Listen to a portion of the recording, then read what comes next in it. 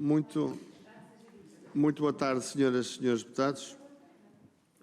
Boa tarde a todos. Está reunida a Comissão Eventual de Inquérito Parlamentar à Atuação do Estado na atribuição de apoios na sequência dos incêndios de 2017 na zona de Pinhal Interior. Hoje, os nossos trabalhos prendem-se com a audição do Sr. Dr. João Marques, na qualidade de ex-provedor da Santa Casa de Misericórdia de Pedrógão, e requerimento do Grupo Parlamentar do Partido Socialista e votado em comissão. Sr. Dr. João Marques, que é também, como todos sabemos, nosso colega deputado, a quem eu dou as boas-vindas a uma casa que também é sua, mas desta vez numa posição institucional diferente. Conforme o Sr. Deputado sabe, o Sr. Dr. João Marques, para não confundirmos aqui, se me permitir, eu vou chamar o Dr. João Marques, senão fica deputado para cá e deputado para lá, a certa altura, acho que quem vai fazer a ata depois se confunde.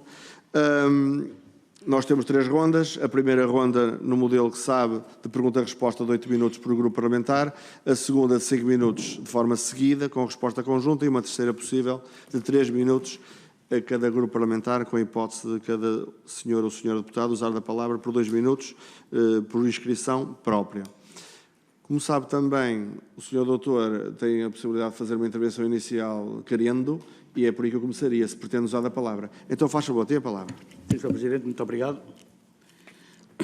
Só algumas considerações e começo por, naturalmente, os agradecimentos e cumprimentos ao Sr. Presidente, a todas as senhoras e senhores deputados, a toda a equipa de apoio, portanto, a esta Comissão, e agradecer a oportunidade que me dão de transmitir o que foi o papel da Santa Casa da Misericórdia de Pedrógão Grande nos incêndios e no pós-incêndios de 2017. Perdão. Quero também saudar as populações daqueles concelhos martirizados pelos fogos de julho de 2017 e particularmente os pedroguenses, pois, como sabeis, sou natural de Pedrógão Grande e quero aqui deixar um cumprimento, um abraço muito apertado aos meus conterrâneos pedroguenses. Sabemos que o sofrimento foi muito grande, pois perderam-se muitas vidas, muitos ficaram feridos e todo o património construído ao longo da vida, para alguns, foi total ou parcialmente destruído. Por isso, o respeito é o mínimo exigível para com aquelas populações vítimas. Vítimas do fogo e também vítimas do processo de reconstrução mal conduzido pelos responsáveis políticos. O povo de Pedrógão é sério, é honesto e se alguma eventual ilegalidade ou irregularidade existiu, estou em crer que foi apenas porque assim foram orientados. Informaram que deviam declarar todos os prejuízos, repito, todos os prejuízos causados pelo fogo e foi isso mesmo que fizeram. Se eventualmente a seriação, a seleção dos apoios a conceder a obras a realizar procederam de algumas ilegalidades, as populações, em minha opinião, não são naturalmente responsáveis. Fizeram o que lhes foi pedido e não será justo que possam eventualmente ser penalizados por isso.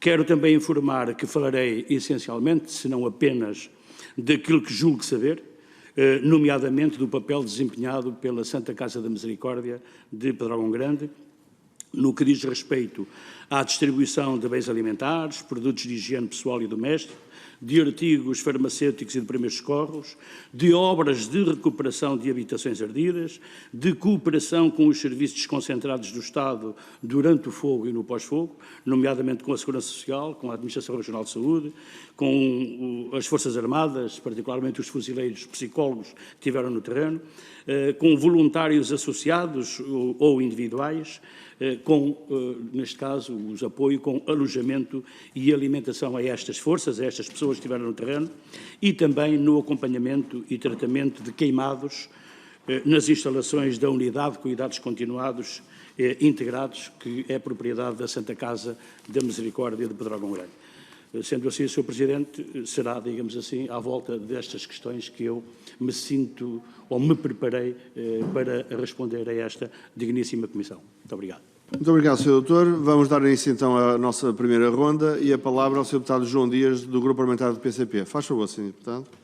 Muito obrigado, Sr. Presidente. Sr. Presidente, Srs. Deputados, boa tarde.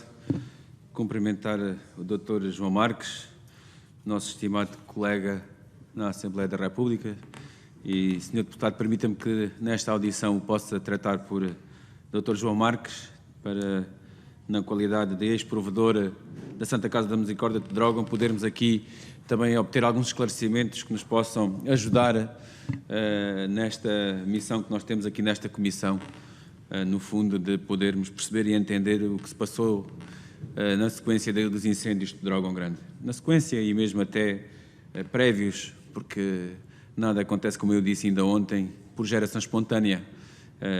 Aquilo que aconteceu em Pedrógão naturalmente tem causas e os efeitos resultaram no incêndio. Mas dispensarei, porque o Dr. João Marques conhece aquela que tem sido a perspectiva que o PCP tem feito e tem dito junto de cada um dos depoentes. Dispensarei de o fazer hoje, uma vez que a conhece, e passarei naturalmente desde já ao questionamento relativamente ao processo de atribuição dos apoios. A Santa Casa da Misericórdia, aliás, o Sr. Doutor falou aqui que agradecia a oportunidade que lhe é dada de poder clarificar o papel e o envolvimento da Santa Casa da Misericórdia de Pedrógão. E nesse sentido queria precisamente começar por aí. Qual foi, em concreto e objetivamente, o papel e o envolvimento que a Santa Casa da Misericórdia teve no processo de atribuição dos apoios? Muito obrigado, Sr. Deputado. Para responder, Dr. João Marques, faz favor. Muito obrigado, Sr. Presidente. Logo no dia do incêndio, a Santa Casa deparou-se, digamos assim, com um problema de imediato, que foi o socorro às pessoas que recorreram à Santa Casa no próprio dia do incêndio e nos dias imediatamente a seguir. Portanto, a Santa Casa, com as suas instalações, acolheu muitas pessoas, muitos populares que, fugindo do fogo, se refugiaram na Santa Casa, outros porque os bombeiros e a Proteção Civil os obrigaram, entre comas, não é? Portanto, para proteção, para a sua própria proteção, os obrigaram a sair das suas localidades, das suas aldeias, e um dos sítios escolhidos pelas populações, pelas pessoas, foi precisamente a Santa Casa de Misericórdia, as instalações do lar e da Unidade de Cuidados Continuados da Santa Casa. Portanto, o papel começou imediatamente aí, sem sequer estarmos a contar, não é? Portanto, as necessidades imediatas de alimentar muitas destas pessoas deparou-se no imediato. No pós-fogo, e porque também recebemos, ou passámos a receber, a boa vontade dos portugueses no que diz respeito a produtos alimentares,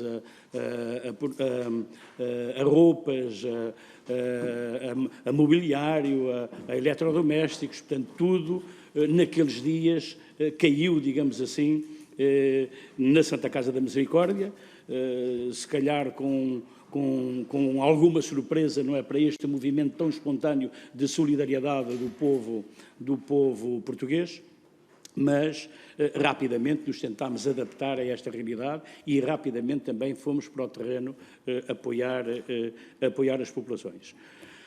No pós-incêndio exercemos, portanto, atividade no tratamento, como disse na minha intervenção inicial, aos feridos, aqueles que, após estarem no hospital, regressaram às suas casas ou não podendo regressar às suas casas, portanto, foram integrados na Unidade de Cuidados Continuados da Santa Casa da Misericórdia e também no apoio à reconstrução de algumas habitações com os montantes que foram recolhidos e produto como disse, da solidariedade do povo português. E foram, portanto, digamos, estas as áreas principais de intervenção da Santa Casa da Misericórdia. Muito obrigado, Sr. Doutor. Sr. Deputado, faz favor. Sr. Doutor João Marques, foi assinado um protocolo, da qual eu tenho aqui a minuta, um protocolo entre a União das Misericórdias Portuguesas, a Fundação Carlos Gulbenkian e o Instituto da Segurança Social, e na sua cláusula 4 refere e define as ações a desenvolver pela União das Misericórdias Portuguesas e pela Fundação Carlos Gulbenkian. Tendo em consideração a lista que aqui está, e até mesmo refere um plano, ou seja, deverá apoiar a reconstrução e a reabilitação, estou a falar da alinhada do ponto 1, apoiar a reconstrução ou a reabilitação de habitações afetadas pelos incêndios, segundo um plano articulado previamente com o Fundo Revita.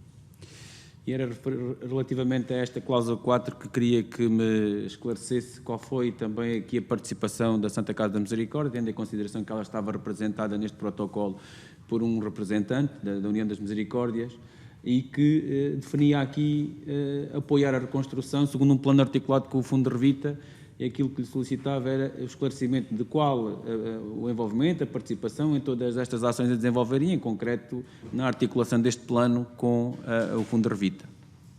Muito obrigado, Sr. Deputado. Para responder. Muito obrigado, Sr. Presidente. Sr. Deputado João Dias, a Santa Casa da Misericórdia de Pedrógão Grande não foi ouvida nem achada, como se costuma dizer, neste processo.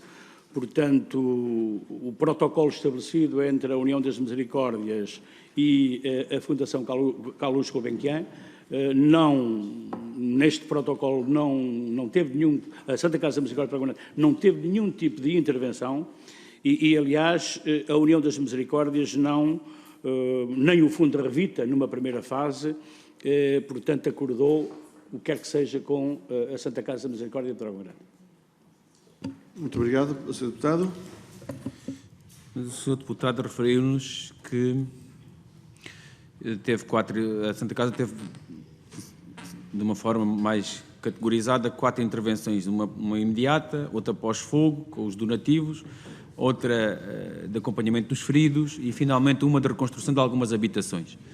Como é que, não tendo sido tida nem achada neste protocolo, como é que a Santa Casa da Misericórdia teve esta participação na recuperação de algumas habitações e que habitações foram essas? Muito obrigado. Para responder. Muito obrigado, Sr. Presidente. Como disse, Sr. Deputado, a Santa Casa da Misericórdia recolheu, portanto, vários donativos dos portugueses, nomeadamente o produto oriundo de uma linha telefónica de valor acrescentado da RTP, no valor, se bem me lembro, sem consultar aqui agora os documentos, de cerca de 134 mil euros, que, em conjunto com outros donativos em dinheiro que foram entregues à Santa Casa, decidiu, a Santa Casa por si, em reunião de mesa, em reunião de direção, aplicar esses fundos, não em proveito próprio, não em obras, digamos assim, da Santa Casa, porque esses valores foram doados à Santa Casa sem um fim específico, sem a atribuição, portanto, um fim específico, mas a Santa Casa decidiu que deveriam ser todos, portanto, aplicados no apoio às vítimas do incêndio. E este apoio às vítimas do incêndio contemplava essencialmente a reconstrução de habitações, de primeiras habitações, portanto, de habitações permanentes.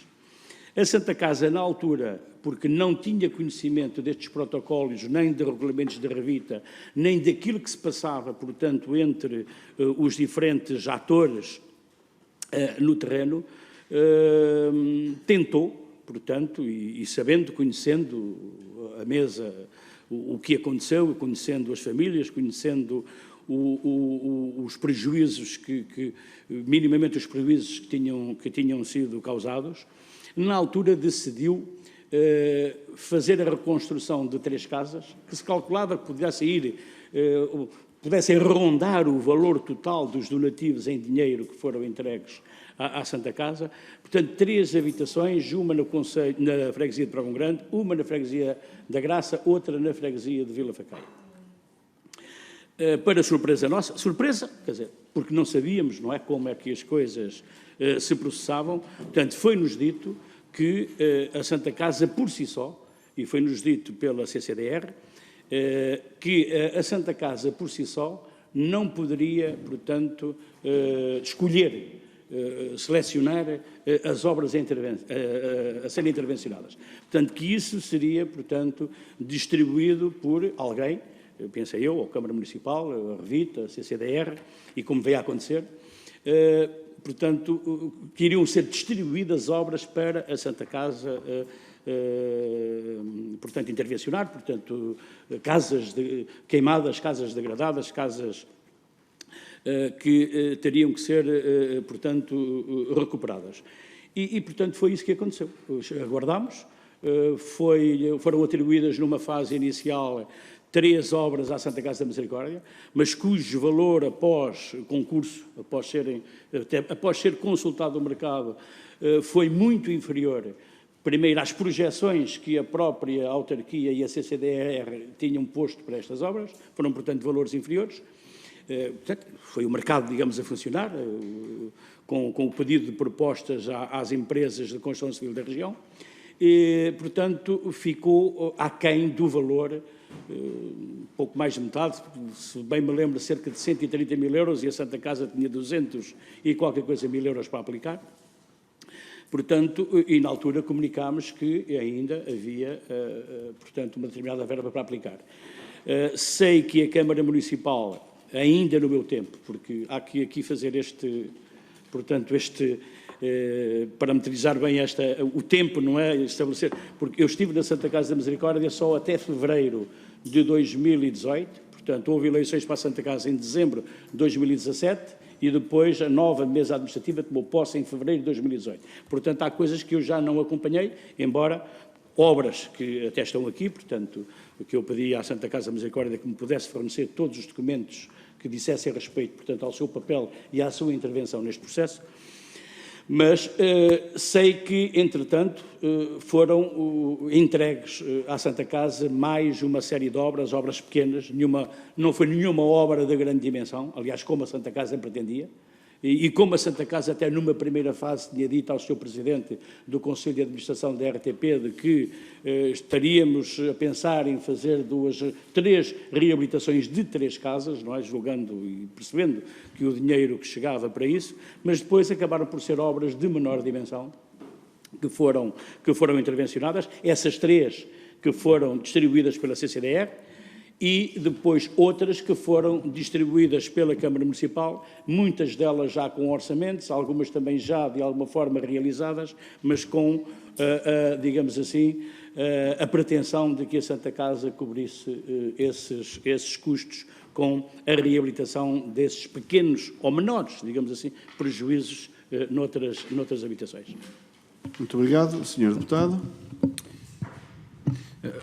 Portanto, daquilo que conseguimos depreender dos esclarecimentos que aqui nos prestou, ou seja, daqueles principais receios que o PSD tem relativamente a todo este processo é, de facto, o aproveitamento quase como se, imaginemos, a duplicação de apoios para o mesmo fim, ou seja, a mesma perda ser apoiada por diversas entidades. Portanto, essa situação não aconteceu na medida em que, numa fase inicial, a Santa Casa da Misericórdia terá elegido três habitações, mas que depois, no fundo, isso fica ultrapassado porque o Fundo de Revita, ou melhor, sim, o Fundo de Revita e a CCDR atribuiu habitações, portanto, aí salvaguardando que não haveria aqui o risco de ser duplamente atribuído esse processo. Portanto, nós percebemos aí que não houve, por parte da Santa Casa, uma duplicidade em termos dos apoios. Agora, tendo em consideração que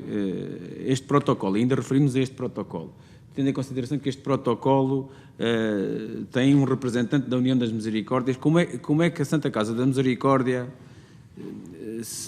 ficou completamente afastada de todo este processo? Com que justificação?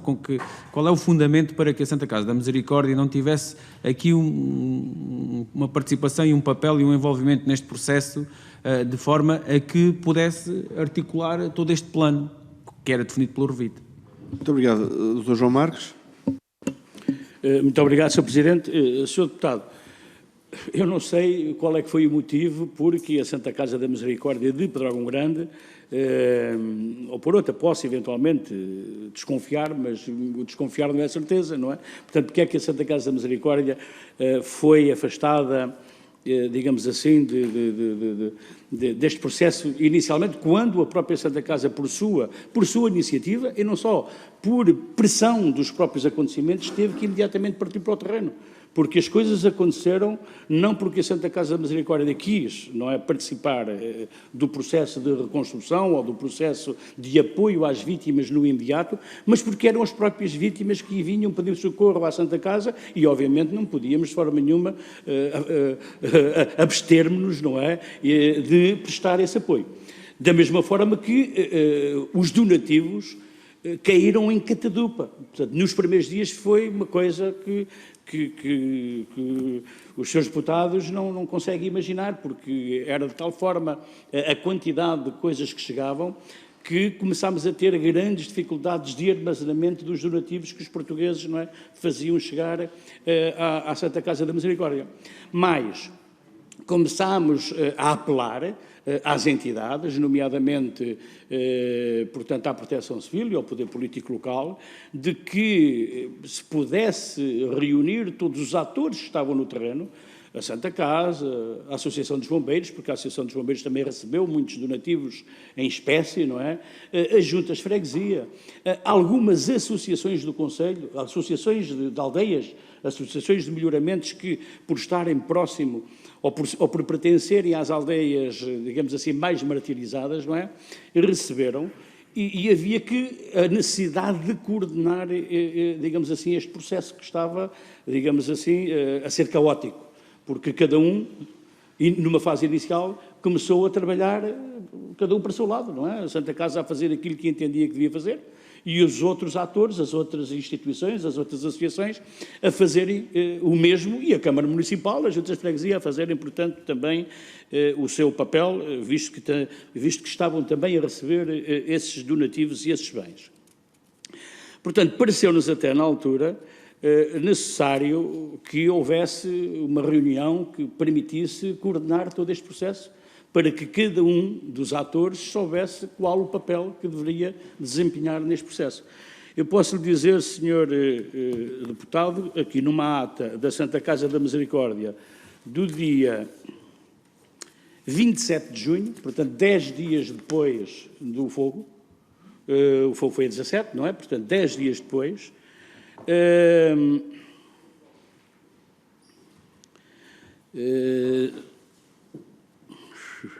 me permitem ler, portanto, o provedor tomou a palavra informando os presentes que, na sequência do fogo de 17 de junho de 2017, a instituição foi solicitada pela Segurança Social e outras para prestar apoio às vítimas desde a noite desse dia, nomeadamente com condições para dormir os desalojados, alimentação, roupa, cuidados de enfermagem e apoios técnicos de diversas áreas que a instituição possui e demais necessidades, pelo que se tomaram as providências necessárias desde o primeiro momento até à presente data e continuaremos a colaborar com estas entidades de forma a garantir conforto às vítimas. Mais informou que estamos a receber o mais diverso tipo de bens, tais como roupas, alimentos, consumíveis de enfermagem, móveis, artigos domésticos, artigos de higiene pessoal e habitacional, entre outros. Pelo que continuamos a aguardar a indicação da Câmara Municipal de Praia Grande para reunir as entidades locais responsáveis na comunidade para a possível distribuição de responsabilidades destes bens. Portanto, 10 dias depois, ainda não havia, portanto, digamos assim, uma distribuição de responsabilidades pelas diferentes entidades. Aliás, deixem-me dizer, isso só aconteceu quando, julgo eu, portanto, e o julgamento é meu, que o Governo, na altura, as entidades desconcentradas do Estado, nomeadamente a CCDR, apercebendo-se do caos, não é, que se estava a instalar no Conselho de Pedrógão Grande, até porque noutros conselhos estavam a atuar outras entidades, como a Cruz Vermelha, como os Médicos do Mundo, etc., etc., em Pedrógão. Em alguns casos não foi possível porque a autarquia os dispensou, entendendo que não era necessária a sua intervenção, mas dizia eu que a própria CCDR, julgo, apercebendo-se das dificuldades que estavam a acontecer no terreno, foi a própria Presidente, a professora doutora Ana Brunhosa, hoje Ministra da Coesão Territorial, como sabemos, que foi para Pedrógão coordenar, portanto, os trabalhos. Sei que o primeiro briefing foi feito já com a presidência, entre aspas, dela, portanto, com com ela, ou pelo menos com a coordenação da senhora Presidente na altura da CCDR, onde estiveram presentes as juntas de freguesia, a Santa Casa da Misericórdia, os bombeiros e as entidades, portanto, as instituições que no terreno estavam a dar este primeiro apoio. Portanto, aqui, nesta fase, ainda não se tratava de nenhum processo de reconstrução. Portanto, a preocupação, nesta altura, eram as vítimas que estavam sem casa, eram as pessoas que estavam desalojadas, eram os familiares das pessoas que morreram.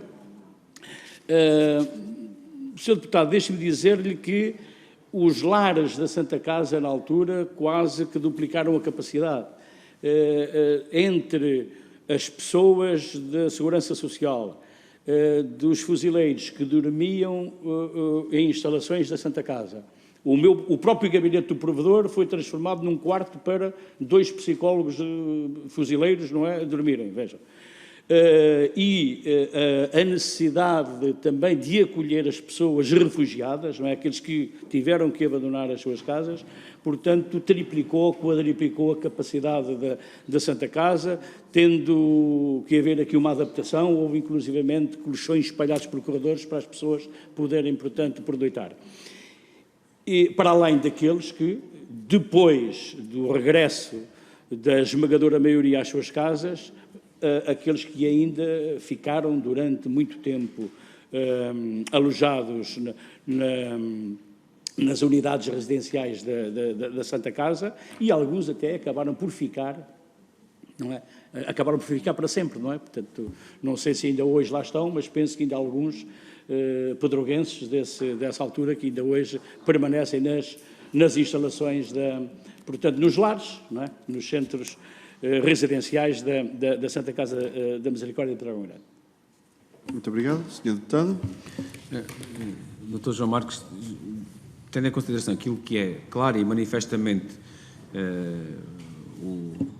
a capacidade de uma instituição como é a Santa Casa da Misericórdia de conhecer o território e conhecer o concelho, apenas ficar pelo solicitar de apoios numa fase inicial, não mais participou em informações, ou seja, não foram solicitadas informações à Santa Casa da Misericórdia relativamente a necessidades. E ações inspectivas, também não participou em nenhuma ação inspectiva, relativamente a apoios, nomeadamente até às habitações, nomeadamente às 3 habitações, também não participou. Dr. João Marques. Muito obrigado, Sr. Presidente. Não sei se entendi bem, Sr. Deputado João Dias, mas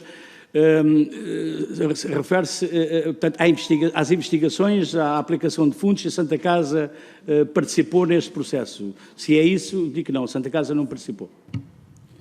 Faz favor, Sr. Deputado. Referia-me à execução, ao acompanhamento à execução da reconstrução das habitações, por exemplo. Muito obrigado, Sr. Presidente. Sim, quer dizer, a Santa Casa acompanhou as obras que estavam à sua responsabilidade. Embora os autos de medição, portanto, tivessem sido todos eles feitos pelos funcionários do município, não é? Porque a Santa Casa da Misericórdia não tinha meios técnicos nem humanos para poder fazer esse tipo de trabalho. Portanto, não trabalha propriamente nenhum engenheiro civil, nem nenhum arquiteto na Santa Casa da Misericórdia. Portanto, tudo o que tinha a ver com autos de medição para proceder a pagamentos, portanto, era a Câmara Municipal que dava esse, digamos assim, esse apoio. Muito obrigado, Sr. Deputado. Faz favor, prosseguir. E o único fundo que a Santa Casa da Misericórdia utilizou, estou a falar monetariamente, porque todos os outros bens são géneros e não é a esse que me refiro. O único fundo, em termos de verba, que utilizou foi aquele proveniente da linha telefónica, não houve mais nenhum fundo. Para responder? Não, Sr. Deputado, foi o fundo da linha telefónica e, portanto, todos os donativos individuais que chegaram em dinheiro, que chegaram à Santa Casa da Misericórdia. Eu terei a oportunidade, se o Sr. Presidente depois permitir, de entregar um dossiê onde constam, portanto, uma listagem, editais, com a listagem dos donativos que foram dados, que foram entregues à Santa Casa da Misericórdia, donativos em espécie, e que foram, portanto, aqueles donativos em espécie que traziam guia de remessa ou fatura a que a Santa Casa teve que corresponder com o respectivo recibo, embora, portanto, na contabilidade e de acordo com o nosso revisor oficial de contas e com a empresa que faz a contabilidade da Santa Casa, portanto, ser contabilizado de uma forma especial, que não me perguntem, que não sou especialista na matéria, mas, portanto, a Santa Casa teve que passar o recibo desses bens que vinham, portanto, perfeitamente identificados. E isto tem também aqueles que foram entregues em dinheiro e uma listagem de todas as pessoas e empresas que, de uma forma ou de outra, fizeram chegar donativos em espécie à Santa Casa da Misericórdia. Portanto, e aí o Sr. Deputado poderá ver, de facto, o montante global. Se quiser, eu posso, se me permitir, aqui um pouco... pelo menos pegar já aqui numa... No edital número 3, de 29 de agosto de 2017, a mesa administrativa informa que tinha recebido 51.528,09 € em donativos em espécie, portanto, que foram contabilizados pela Santa Casa, portanto, vinham faturados, embora a Santa Casa não tenha pago, não tenha expedido esse dinheiro, mas teve que emitir o respectivo recibo, e foram, portanto, contabilizados em donativos em dinheiro, onde se inclui a Rádio e Televisão Portuguesa, a tal linha, não é? A linha com 134.283,60 € e, nessa altura, tínhamos 169.583,44 €.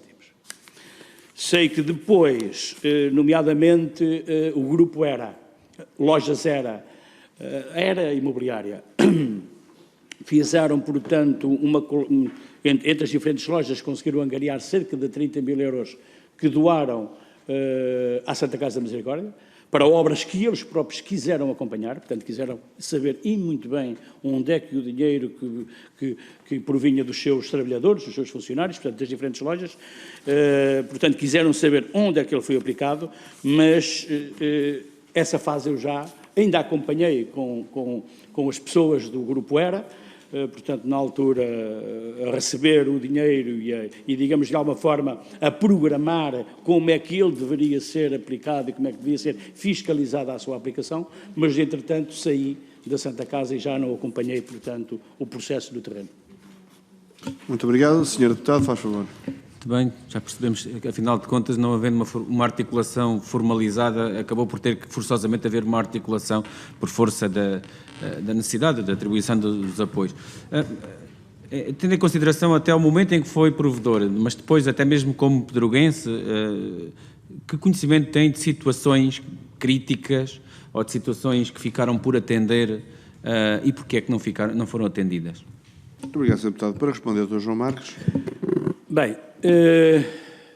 corro o risco depois de ter que repetir isto mais vezes, não é? Mas, na minha opinião, há aqui duas situações que ficaram por atender e que me parecem injusto e que deviam ter sido atendidas. Em primeiro lugar, alguns dos prejuízos em instalações agropecuárias, portanto, de pequenos agricultores que não puderam ver satisfeita a sua pretensão de verem reconstruídas instalações que herderam. Eram prejuízos ainda de alguma monta e com a obrigatoriedade, para se poderem candidatar a fundos, com a obrigatoriedade de terem que se coletar, pessoas reformadas, pessoas com outras atividades laborais, não é, que fazem agricultura, que fazem pecuária como segunda atividade, alguns até como um hobby, não é? Um hobby caro, neste caso foi caro, um hobby, mas é um hobby também para conseguir mais algum rendimento, visto que as suas reformas, naqueles meios rurais, não é? As reformas das pessoas são reformas muito baixas, portanto, a agricultura é sempre um complemento muito importante aos seus rendimentos familiares. Portanto, o facto de não terem sido apoiadas muitas destas instalações que permitiam às pessoas ter animais, não é? E com isso, portanto, conseguir mais algum rendimento, parece-me que é uma falha grave que não devia ter acontecido. Uma outra tem a ver com o facto de não ter havido apoio a muitas segundas habitações.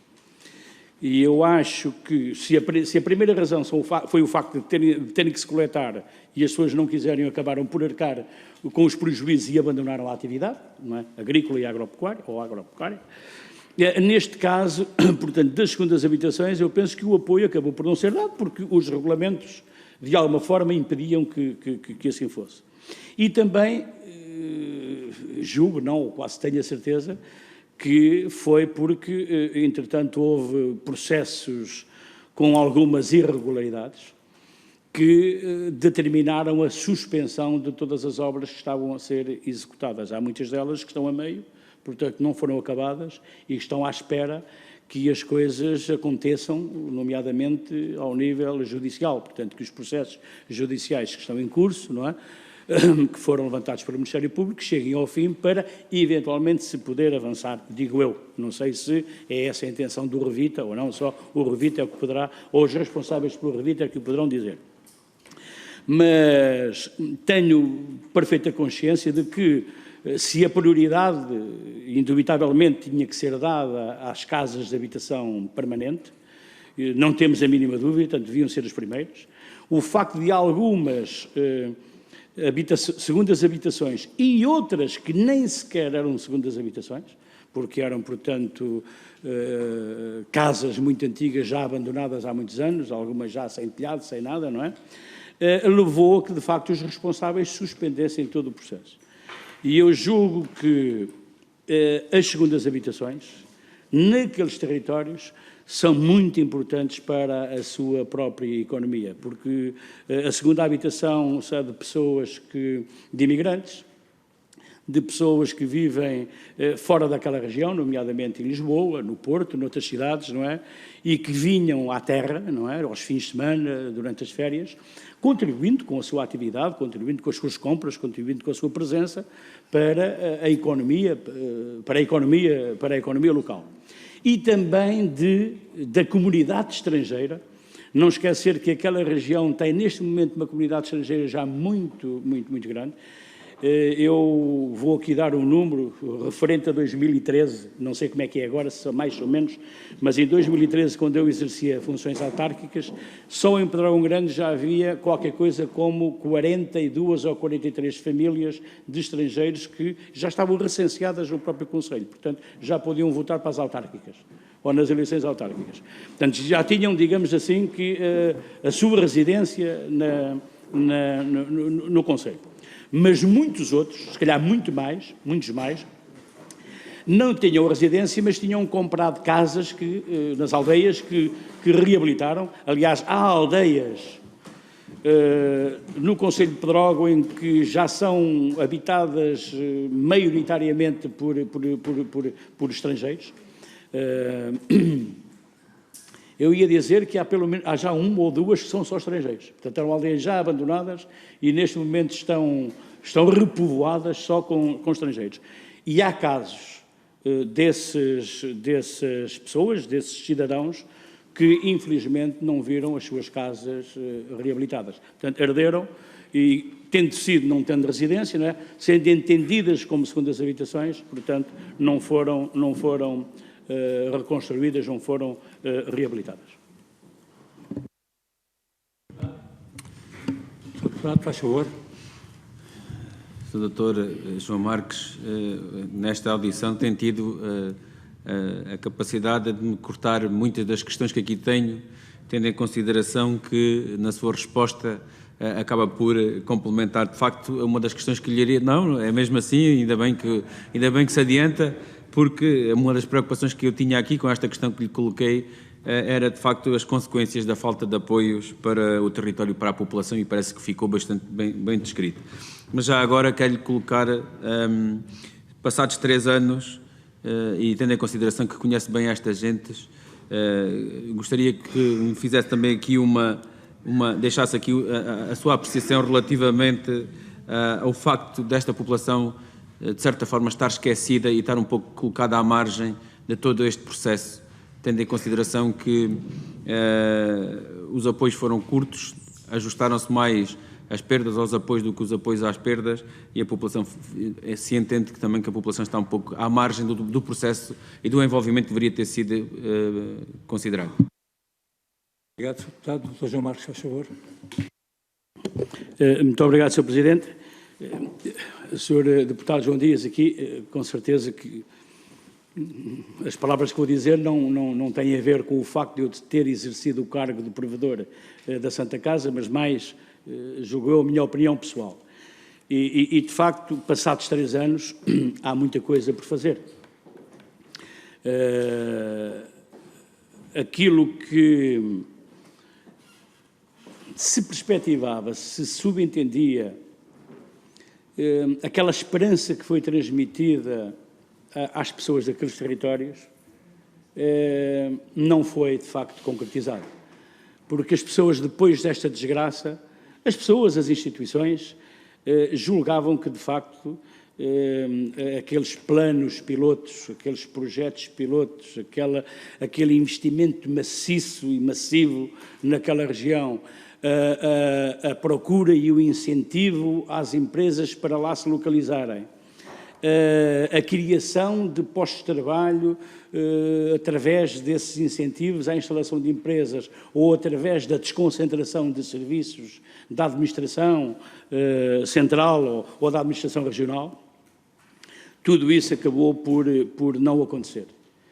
E aquela riqueza também, isto para abreviar e tentar ser aqui o mais sucinto possível, aquela riqueza, ou a riqueza que aqueles territórios tinham, que era a floresta, e que as pessoas, os habitantes daquela região tinham, também como complemento aos seus parques de rendimentos, que eram as árvores que vendiam de tempos a tempos, portanto a floresta, também aí aquilo que de alguma forma se perspectivou carece ainda de realização, porque não há planos ainda de gestão, como o Sr. Deputado sabe, para a região, de gestão florestal, de reflorestação.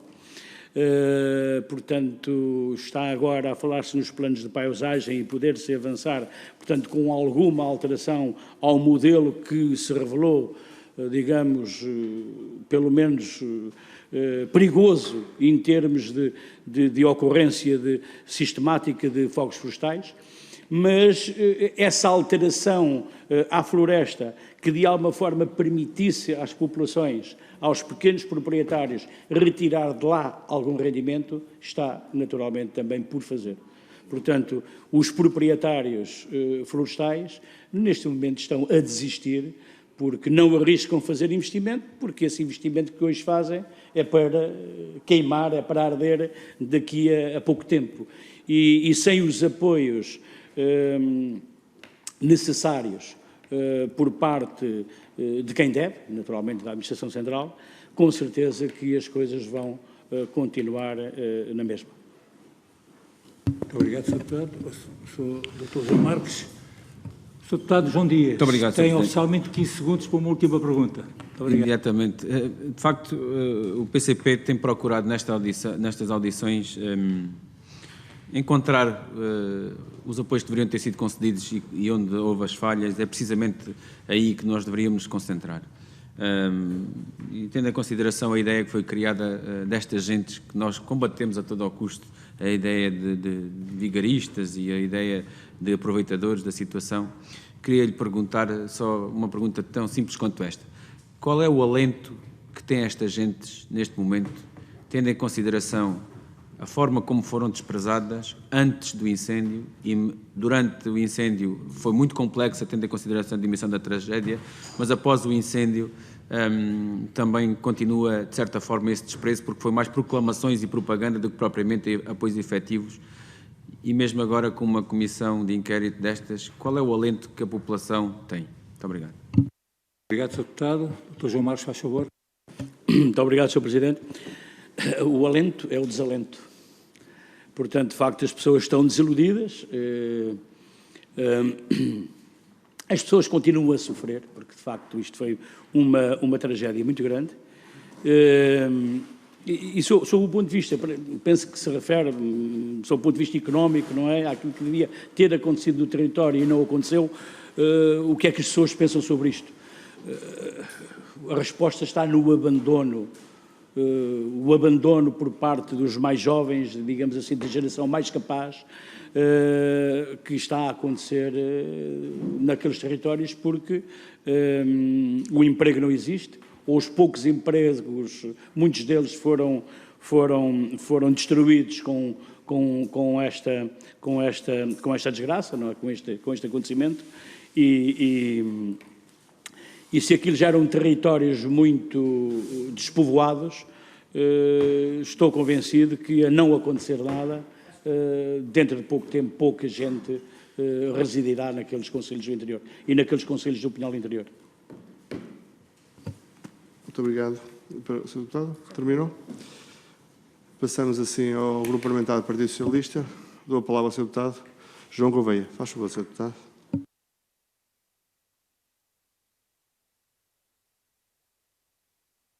Muito obrigado, Sr. Presidente, Deputado Paulo Rios, caras e colegas deputados, caras e caros senhoras e senhores membros dos Serviços de Apoio à Atividade Parlamentar e, naturalmente, cumpre-nos também, no plano formal, saudar o nosso depoente, o Dr. João Marques, também deputado, também ex-presidente de Câmara Municipal durante Samora na Matraiçoa, municipal de Pedrógão Grande durante 4 mandatos, atualmente vereador com mandato suspenso ou em vias de retoma e, acima de tudo, pelas razões que anteriormente expendi, um profundo conhecedor da realidade desta sub-região que integra 3 concelhos vizinhos duramente atingidos, mas, dizia, um profundo conhecedor da realidade quer física, quer social.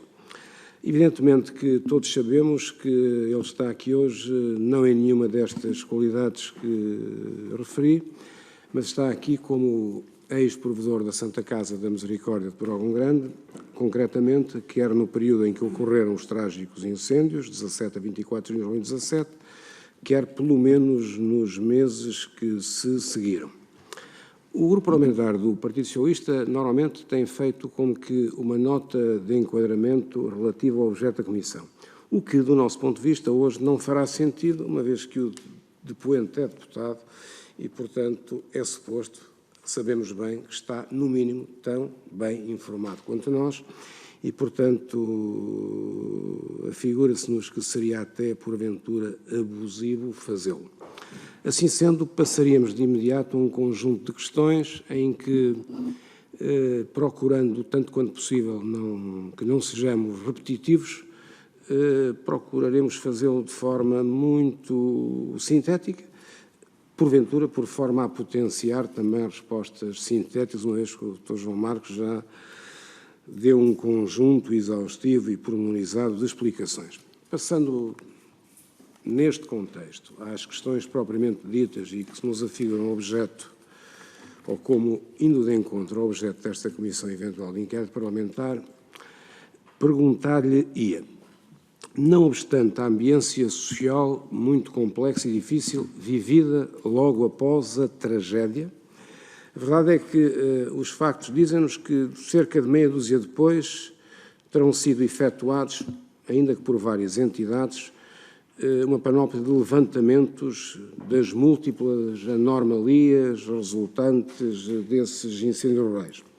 Pergunta concreta. A Santa Casa da Misericórdia de Pedrógão Grande colaborou nesses levantamentos? Para responder, Dr. João Marques, faz favor.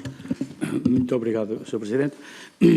Se bem percebi, Sr. Deputado, portanto, nas anomalias, em termos genéricos, a Santa Casa, sim, não participou em nenhum tipo de levantamento. Sr. Deputado. Dr. João Marques, o Estado, mais uns poucos dias depois, a nosso ver de forma célere, designadamente através do Decreto-Lei nº 81-AD de 2017, de 7 de julho, determinou a criação do Fundo Revita. Qual o envolvimento concreto, se é que existiu, da Santa Casa da Misericórdia de Pedrógão Grande nos vários domínios da recuperação da normalidade social?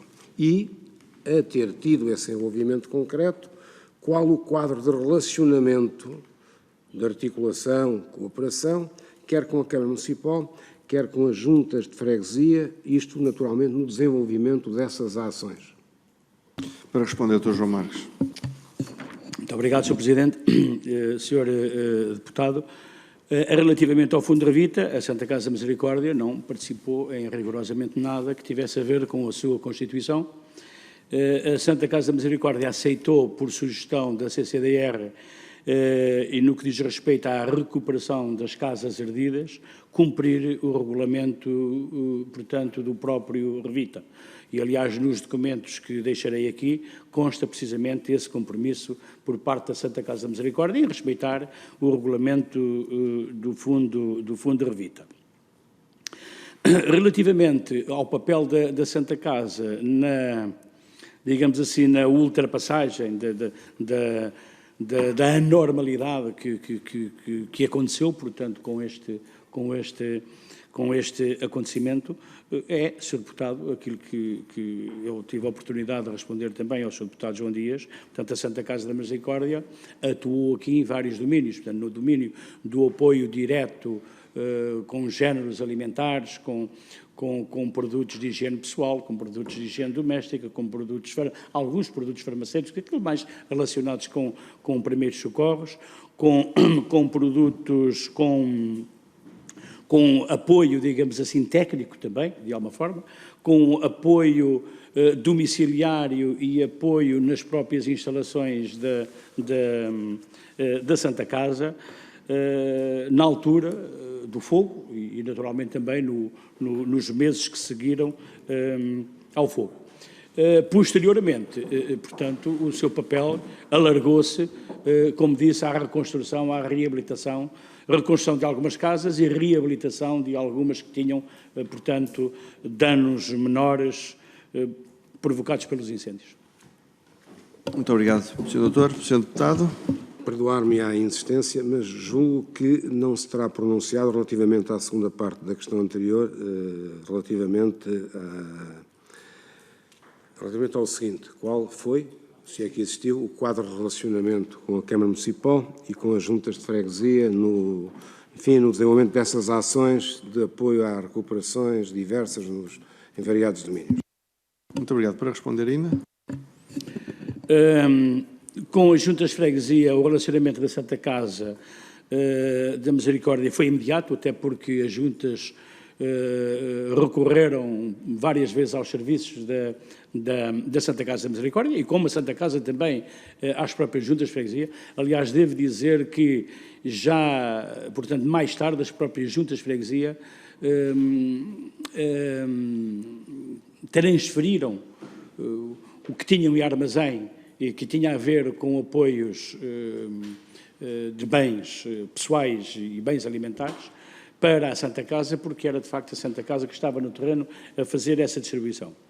Com a Câmara Municipal não aconteceu, portanto a Câmara continuou a fazer a distribuição dos bens que lhe eram atribuídos, apenas, como disse, passados alguns tempos, 10 dias, como calculámos aqui quando li a ata,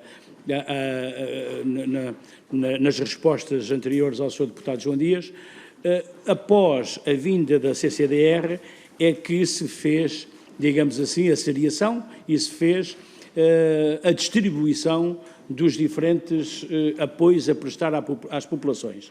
E nessa altura, sei que a Câmara, para além, portanto, do levantamento das necessidades de obras, ficou com a distribuição de tudo o que eram materiais de construção, eletrodomésticos, mobiliário, roupas, etc., etc., porque as outras instituições não tinham capacidade de armazenamento. Portanto, tudo o que a Santa Casa da Misericórdia tinha a este nível passou para a Câmara Municipal e aí a cooperação aconteceu com naturalidade, porque, portanto, a Câmara Municipal fazia um determinado trabalho, a Santa Casa, as juntas de freguesia, os bombeiros também, faziam outro trabalho e trabalho complementar.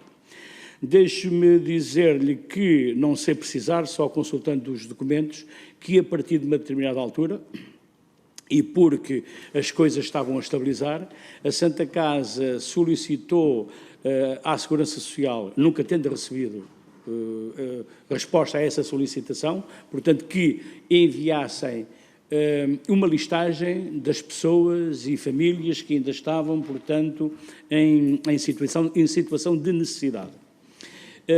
Mais tarde, o GOR, portanto, o gabinete que a Câmara criou para coordenar estes processos, não sei se teve alguma comunicação da Segurança Social, se não, mas foi o próprio GOR que apontou ou enviou uma listagem à Santa Casa das famílias, portanto, que deveriam continuar a ser apoiadas com bens alimentares, com aqueles produtos que a Santa Casa ainda tinha, portanto, em armazém.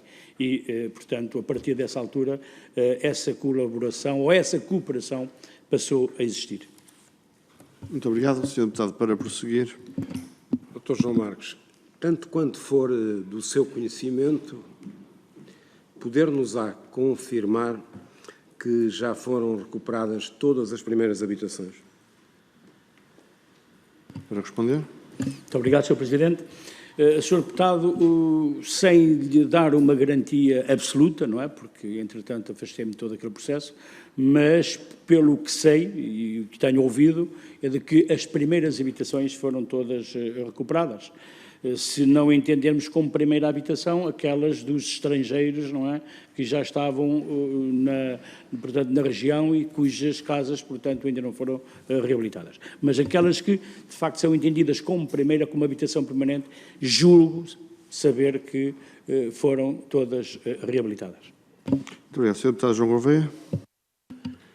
Dr. João Marques, tem ou teve conhecimento de algum ou alguns casos que ilustrem qualquer desigual tratamento no apoio à recuperação de casos semelhantes ou, porventura, que configurem uma qualquer prática irregular? Senhor Doutor, faz favor.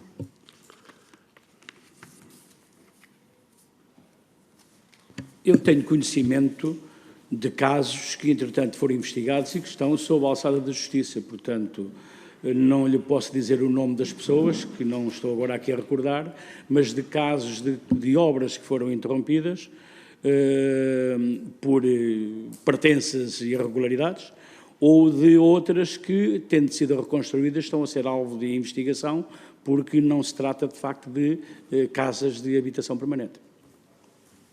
Senhor Deputado.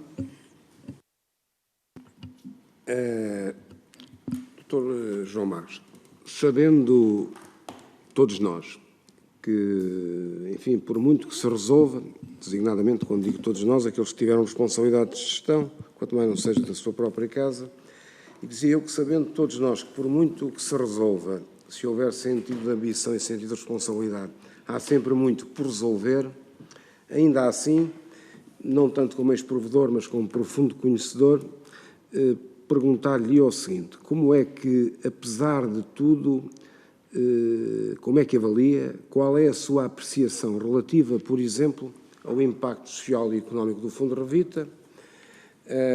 Se nos lembrarmos que, com uma dotação de cerca de 7 milhões e 200 mil, 83% desse valor foram já aplicados e executados. Qual é a sua apreciação pessoal sobre este resultado? Senhor Doutor, faz favor. Muito obrigado, Sr. Presidente. Eu dividiria aqui a minha resposta em duas partes. A primeira é de que, no que diz respeito à habitação permanente, o impacto é positivo, portanto, as pessoas viram as suas casas reabilitadas e deixe-me até sublinhar que, em alguns casos, ficaram com uma casa melhor do que aquela que tinham anteriormente, porque, em alguns casos, eram casas antigas, não é? E agora ficaram com casas novas, ou pelo menos uma parte totalmente nova. Portanto, aí, de facto, o impacto é positivo e acho que é de louvar, de agradecer aos portugueses, porque muito... agradecer às empresas, não é, que contribuíram para o Fundo de Revita e, naturalmente, ao Estado que pôs dinheiro no Fundo de Revita. Mas, atenção, não devemos esquecer de todos os outros atores que estiveram no terreno. O Fundo de Revita é uma pequena parte. O Fundo de Revita, das 200 e não sei quantas casas, reabilitou 30 ou 40, não tenho bem a certeza, ou 20 ou 30.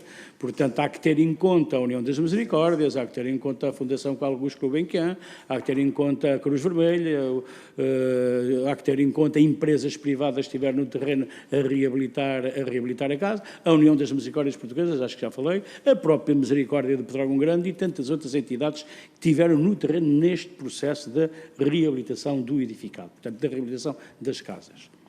Se me falar, ou se eu entender aqui também que o impacto de todo o investimento naquela região, se foi positivo, eu diria que não, porque não houve impacto sequer, quer dizer, ou não houve investimento. Reabilitaram-se algumas infraestruturas que ficaram danificadas pelo fogo, mas investimento gerador de riqueza, como disse há pouco, gerador de emprego, gerador, portanto, ou que provocasse a reabilitação da economia local, e investimento naquilo que era o mais importante da região, que era a floresta, está tudo absolutamente por fazer. Muito obrigado, Sr. Deputado. Dr. João Marques, eu percebo algumas das considerações que fez, mas compreendo também que, por opção pessoal, situo as minhas questões de forma sempre ligada àquilo que é o objeto da Comissão. Mas estava-lhe eu a dizer, ainda na sequência das questões anteriores, ou estava-lhe eu para lhe perguntar o seguinte, e um pouco em contraponto com a última consideração que acabou de expender, a propósito de reposição do potencial produtivo no território.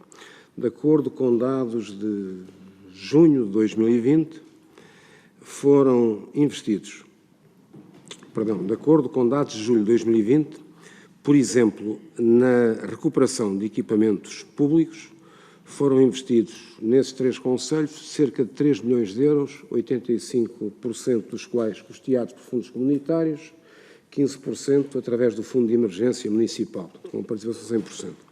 Já na reposição da atividade empresarial, agora não de menos, e dados também de junho de 2020, foram investidos num conjunto alargado de empresas, apoios atribuídos de cerca de 2 milhões de euros, com sensivelmente 80% já aprovados e atribuídos. Há bocadinho comecei por dizer que, enfim, por mais que resolvamos, gostaríamos de resolver sempre mais. Ainda assim, insisto, qual é a sua apreciação pessoal sobre estes dados factuais? Sr. Dr. João Marques, para responder.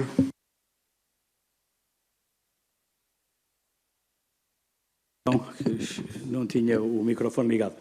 De alguma forma, a repetir-me, portanto, dizendo que foram reabilitados o património existente, nomeadamente ao nível dos edifícios. Em algumas empresas industriais, algumas empresas foram apoiadas para a reposição do seu potencial produtivo, portanto, quer na recuperação de instalações, quer na aquisição de máquinas ou equipamento, mas volto a dizer que estamos pior do que estávamos.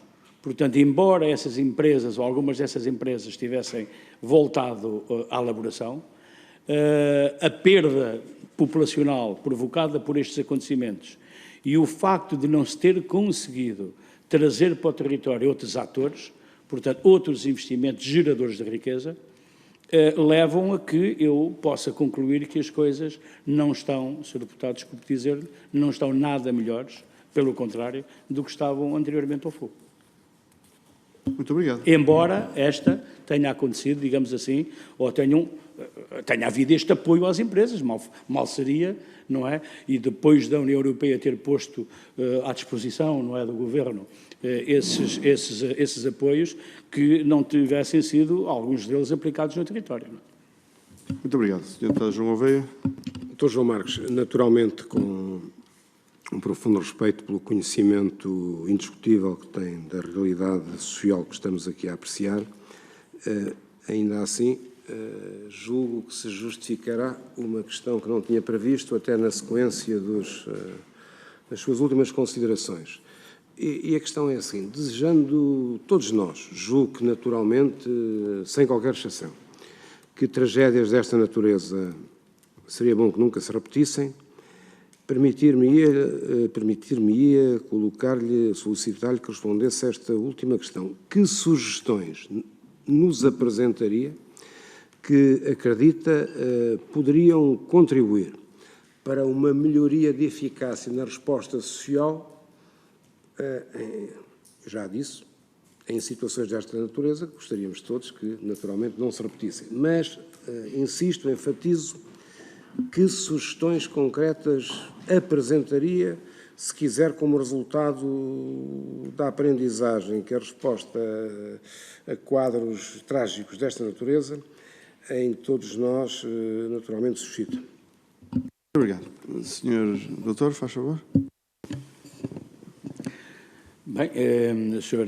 Deputado, trata-se aqui de uma opinião pessoal que eu também não me escuso a dá-la, não é? Evidentemente, embora fora do objeto, com certeza, desta Comissão de Inquérito e do meu papel aqui como ex-provedor da Santa Casa. Mas não fujo, digamos, à questão e acho que em cenários desta natureza há aqui duas respostas a dar. A primeira era, de facto, tentar que se evitem cenários iguais no futuro, cenários desta natureza, e para se evitar este tipo de cenários, é óbvio que, embora considerando que as condições climáticas, as alterações climáticas têm, de alguma forma, proporcionado estes acontecimentos, eu não tenho dúvidas que será necessário, e no que diz respeito aos incêndios florestais, e é disso que estamos aqui a falar também, que é necessário fazer um trabalho muito importante e um trabalho intenso no que diz respeito ao ordenamento florestal, no que diz respeito digamos assim, à construção de um novo modelo da floresta, evidentemente um modelo que possa trazer rentabilidade aos seus proprietários, porque senão não há floresta, a não ser que o Estado queira, portanto, comprar ou nacionalizar a floresta toda e poder, então, pensar apenas em fazer floresta de paisagem, portanto, floresta não produtiva, digamos assim. Portanto, um novo modelo de floresta mais resiliente, obviamente acompanhado com os mecanismos necessários ao combate a pequenos focos de incêndio que vão sempre acontecer. E, portanto, esta, digamos assim, a montante, e no caso de acontecerem, desejamos que não, novas catástrofes desta natureza, que o modelo aplicado em Pedrógão possa essencialmente servir de exemplo, mas de exemplo para não se cometerem os mesmos erros que se cometeram e para corrigir, eventualmente, aquilo que faltou acontecer àquele território. E eu volto a dizer que aquelas populações ficaram na expectativa de haver outra atitude por parte dos responsáveis políticos no que diz respeito a novos investimentos, não apenas na recuperação do que já existia, porque quando estas coisas acontecem, é um pouco como está a acontecer com esta pandemia, não é? Quando acontece uma desgraça, a recuperação é sempre lenta e mesmo que se atire dinheiro para repor momentaneamente a capacidade, digamos assim, de resposta, não é? Se contratarem mais médicos ou mais enfermeiros, isso não tem consequências imediatas na vida das pessoas no que diz respeito à parte económica. E ali é a mesma coisa, portanto. Não houve investimento, não houve capacidade do Estado local, do Estado central, em trazer para aquele território, volto a dizer, investimento produtivo, que é o que necessita. Se calhar até com o exemplo do próprio Estado, com a desconcentração de serviços. Fez-se uma coisa, levou-se para lá a unidade de missão, que fez o que fez, se calhar com boa vontade, mas que não criou um posto de trabalho em Pedrógão Grande. Portanto, não criou, portanto, situou-se lá esta empresa, portanto, para a gestão florestal, que é a Floresta Gal, que eu saiba também, poucos ou nenhuns postos de trabalho criou. E se formos, portanto, analisar e olhar para o território, não conseguir vislumbrar mais nenhuma ação concreta que permitisse o desenvolvimento daquela região. Portanto, eu penso que o investimento privado é fundamental, com condições que o Estado terá que dar a esses investidores para poderem transferir para lá as suas empresas e acompanhado não apenas de um processo de descentralização do Estado, que muitas vezes se trata apenas de transferir despesas para as autarquias ou para as instituições locais, mas por verdadeiros processos de desconcentração de serviços, de instituições, de institutos, de empresas públicas para aquele território, por forma, portanto, a criar emprego e, dessa forma, dinamizar o tecido económico ou social daquela região. E isso está por fazer, Sr. Deputado. Muito obrigado, Sr. Doutor. Terminada a intervenção do Grupo Parlamentar do Partido Socialista, passo ao PSD. Sr. Deputado Paulo Leitão, tem a palavra. Faz favor. Muito obrigado, Sr. Presidente. Começaria por cumprimentar o colega deputado, o Dr. João Marques. E antes de iniciar a nossa ronda de questões, permitam-me salientar o papel humanitário das instituições como a Santa Casa, principalmente na sequência da grave tragédia dos incêndios ocorridos no mês de junho de 2017, que deixaram uma enorme perda ao nível da floresta, das propriedades agrícolas, infraestruturas, empresas, habitações e, principalmente, em termos de vidas humanas. No que concerne ao objeto, que já foi aqui falado por quem me antecedeu, permitam-me só reforçar uma breve mensagem que penso que muitas vezes, em várias intervenções, tem sido, eu diria que, distorcida. Ao PSD, o PSD, com a propositura desta comissão, nem nunca lhe passou pela cabeça, nem para trás, nem nunca passará para o futuro, que ficasse qualquer mancha sobre as populações de Pedrógão, como aqui bem disse o Dr. João Marques, mas sim de aferir o que é que não correu bem ao nível das responsabilidades da Administração Central e as lições que temos que tirar para o futuro. É esta os motivos da propositura do PSD e é com isto que nos norteamos e respeitamos muito toda aquela população que sofreu este grave drama humano. Recordo que, de acordo com as recomendações internacionais, no âmbito da ajuda humanitária, o Estado deve organizar e coordenar a ajuda envolvendo as organizações não-governamentais, sociedade civil e intergovernamentais. Também devem ser instituídos sistemas de controle que previnam as situações de fraude e de corrupção, garantindo a devida divulgação pública dos resultados ou ações. Conforme já foi aqui referido pelo Dr. João Marques, o papel da Santa Casa na prestação de apoios passou por apoios de bens de primeira necessidade, bens em espécie, alimentares e não só, e também nos donativos que recebeu em dinheiro, que a instituição recebeu no apoio à reconstrução de primeiras habitações. Sobre os donativos em espécie, eu faço-lhe uma pergunta que eu percebi que houve várias entidades, juntas, Câmara e não só, a receberem donativos em espécie e a apoiarem as populações. Como é que foi feita esta coordenação e se houve alguma entidade que tenha assegurado esta coordenação? Muito obrigado, Sr. Deputado. Para responder, o Dr. João Marques. Faz favor. Muito obrigado, Sr. Presidente. Sr. Deputado Paulo Leitão, inicialmente e durante muito tempo não houve qualquer tipo de coordenação.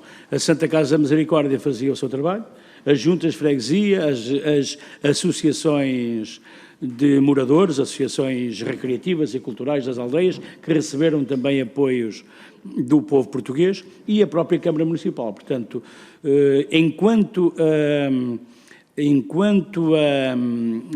não houve reuniões e briefings coordenados pela CCDR, cada um trabalhou para o seu lado, como se costuma dizer. Para continuar. Muito obrigado, Sr. Presidente. Posso deduzir das suas palavras que estas reuniões, coordenadas pela CCDR, foram mandatadas pelo Governo para governar, no fundo, para coordenar estas entidades, e pergunto quem é que coordenou no terreno estas reuniões. Dr. João Marques, para responder. Muito obrigado, Sr. Presidente. Sr. Deputado, eu não sei quem é que mandou, não é? Portanto, sei que quem esteve a coordenar, porque de facto as coisas estavam caóticas, não é? Não é por acaso que a Sra. Presidente da CCDR vem para Pedrógão e não vai para mais nenhum outro conselho. Portanto, foi de facto a Sra. Presidente da CCDR que veio coordenar e tentar pôr ordem num processo que estava de facto a ser caótico. Muito obrigado, Sr. Deputado Paulo. Muito obrigado, Leitão. Sr. Presidente. Eu, há pouco, quando transmiti que tinha sido a CCDR, como órgão da dependência do Governo, tivesse tido alguma instrução superior para o efeito.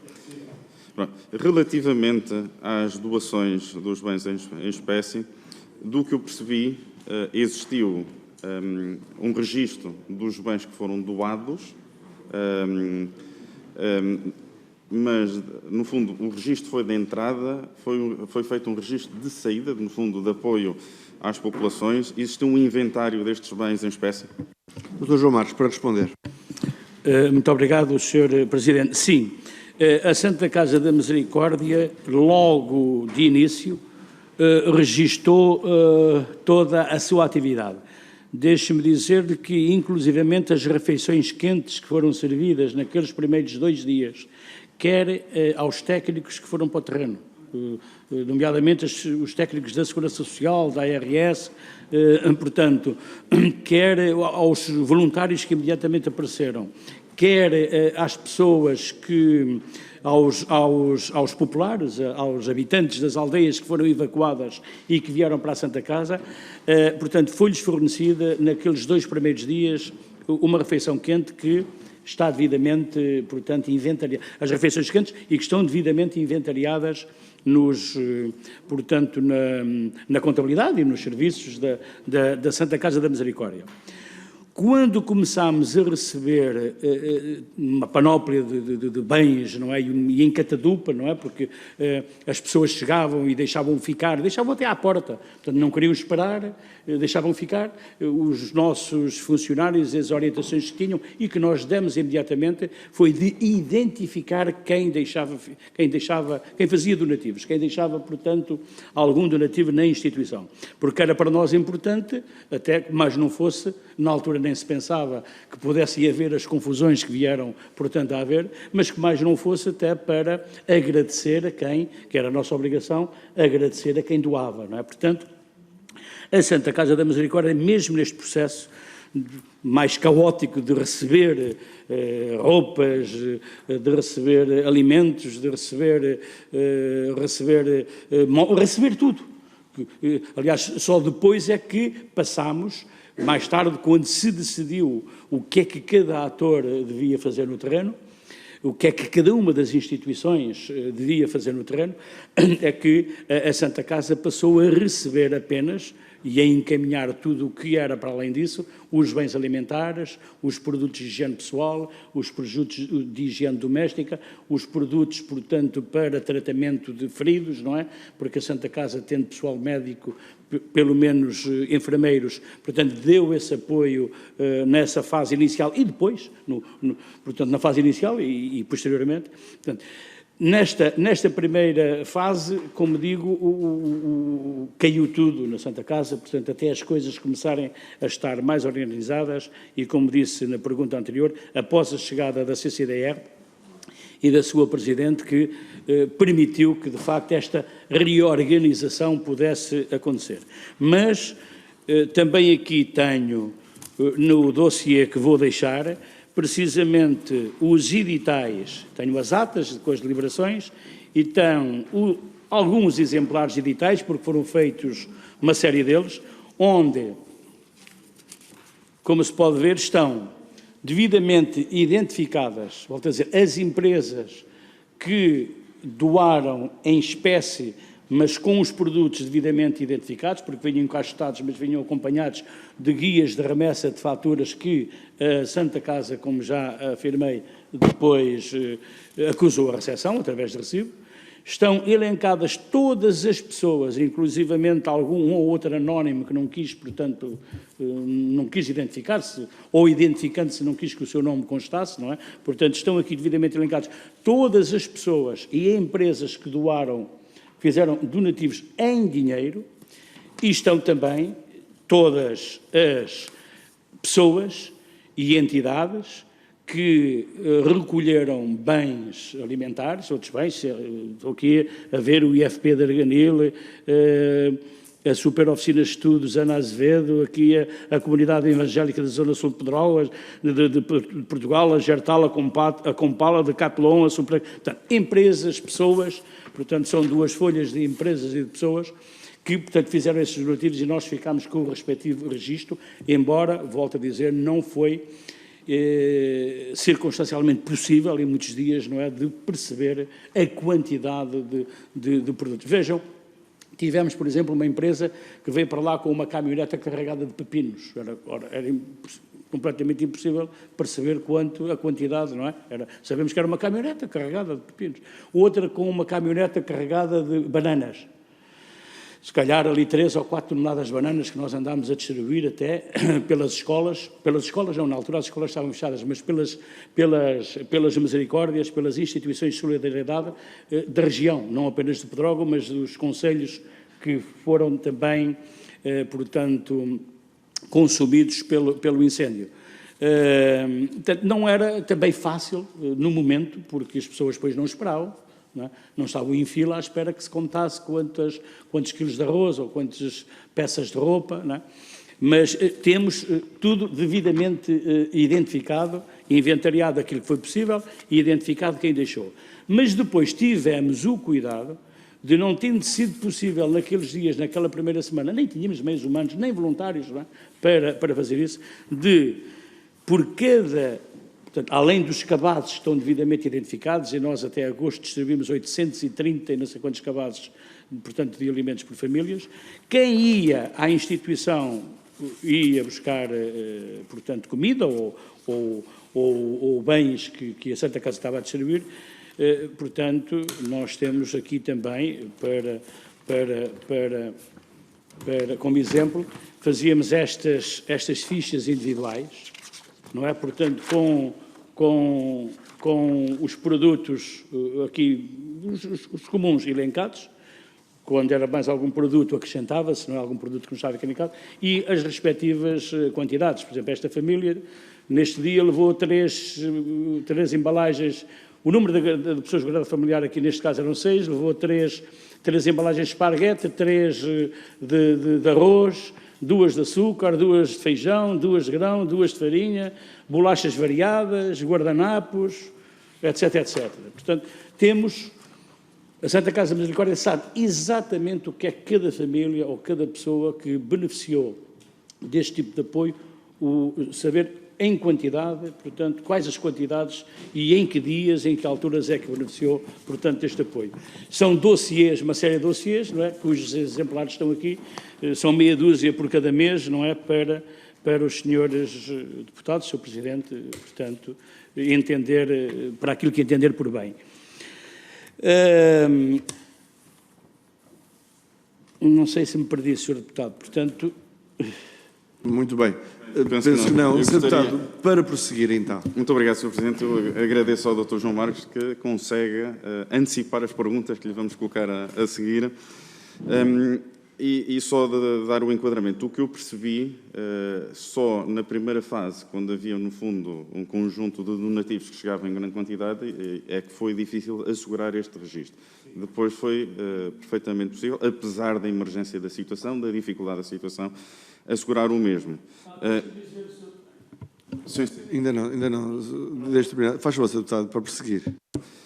Isto porquê? Porque, no fundo, para perceber da dificuldade da gestão, no fundo, destes donativos em espécie, porque na página 35 do relatório do Tribunal de Contas é transmitido que na parte do Fundo Revita que não foi feito, é feito um reparo que não foi feita esta inventariação e este cuidado. E, no fundo, para perceber destas dificuldades, uma entidade que também teve que assegurar o mesmo e teve que fazer o mesmo, estando presente no terreno. Como pergunta, do ponto de vista, quais foram os critérios e quem é que participou, no fundo, na definição depois de quem apoiar e como apoiar, com o quê? Muito obrigado. Para responder. Muito obrigado, Sr. Presidente. O critério, vamos ver, os técnicos da Santa Casa da Misericórdia e os próprios elementos da direção da Santa Casa da Misericórdia conheciam, portanto, a realidade social local e onde é que os problemas aconteceram. Deixe-me dizer que se aparecesse uma pessoa da vila de Pedrógão para ir buscar apoios ou alimentação, com certeza que não havia autorização para lhe dar, para receberem, porque não tiveram, portanto, nenhum tipo de prejuízo, ou pelo menos prejuízo direto, não é? Indireto, com certeza as suas propriedades eventualmente foram destruídas, mas não tiveram, digamos assim, um prejuízo direto na sua casa que lhes impedisse de fazer as suas refeições ou que tivesse ardido, portanto, todos aqueles bens de primeira necessidade. Portanto, os apoios eram concedidos às pessoas oriundas das aldeias, infelizmente quase todas, não é? Do Conselho de Pedrógão Grande e que necessitavam deste apoio. E necessitavam deste apoio nestes primeiros dias imediatos. E também a outras instituições, que não apenas de Pedrógão Grande, que se dirigiram a pedir apoio, portanto, à Santa Casa da Misericórdia.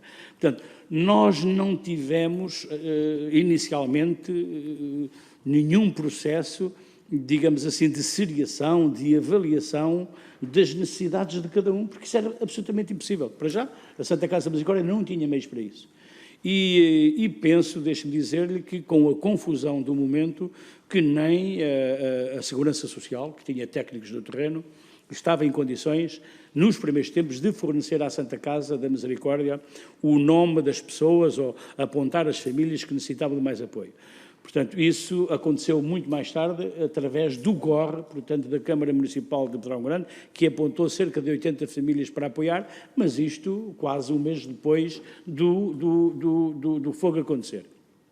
Até aí, portanto, a Santa Casa da Misericórdia, por seus próprios meios, digamos assim, conhecendo a realidade social e conhecendo as pessoas, portanto, fazia a respectiva distribuição. Sempre com o cuidado, que isso foi sempre, digamos assim, aconselhado aos funcionários e aos voluntários que estavam no processo, de, com estas fichas, não é, perceber, com estas fichas que eu vos mostrei, perceber quando é que aquela pessoa ou aquela família tinha recebido a última, digamos assim, os últimos bens, não é? Porque não era aceitável que a mesma família ou a mesma pessoa pudesse em dias seguidos ou em espaços, em períodos muito reduzidos, vir a solicitar apoio. Portanto, tinha que haver aqui algum critério, digamos assim, temporal que conferisse razoabilidade à entrega desses bens. Muito obrigado. Sr. Deputado Paulo, então. No que concerne às casas recuperadas, percebeu pelas perguntas e pelas respostas que deu anteriormente que existiu coordenação com o Fundo Revita no que concerne às casas a recuperar pela Santa Casa. Eu pergunto-lhe como é que funcionou, pelo menos no tempo que teve como provedor da Santa Casa, no fundo, como é que eram selecionadas estas casas a entregar à Santa Casa? Para responder.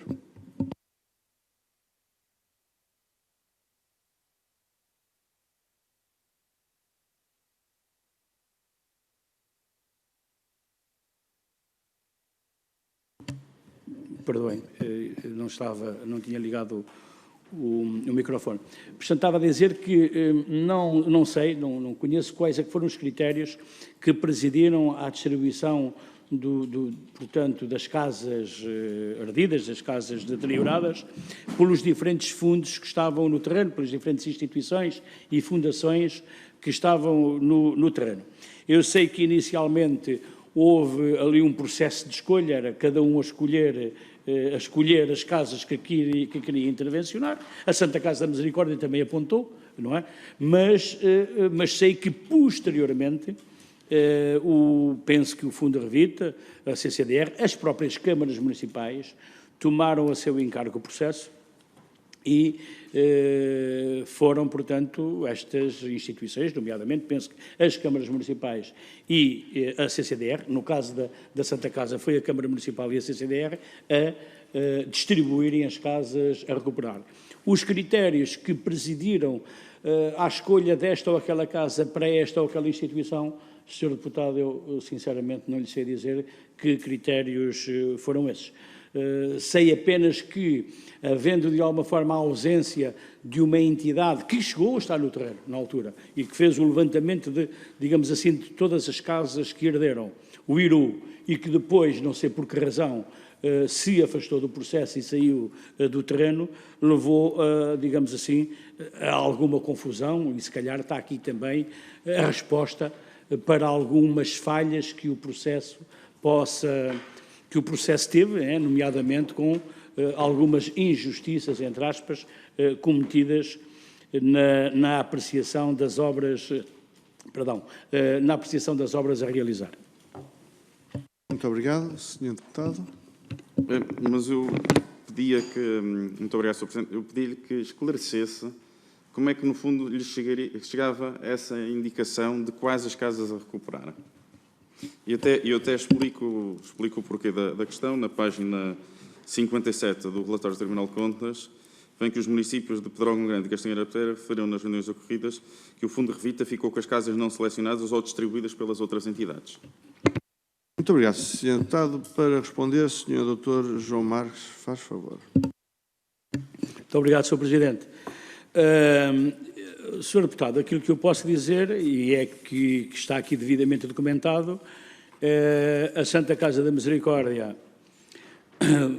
e repito, em determinada altura pretendeu reabilitar algumas casas, uma na freguesia de Pedrógão, outra na freguesia de Vila Facaia e outra na freguesia da Graça. Foi-lhe comunicado que não podia escolher, portanto, não podia ir para o terreno e dizer que ia recuperar esta ou aquela casa, portanto, não podia escolher, e que teria que aguardar que a Câmara Municipal ou a CCDR lhe atribuíssem as obras a realizar. E assim foi, Sr. Deputado Paulo Leitão. Eu tenho aqui também no dossiê que vou deixar ficar, aqui precisamente um exemplo, não é?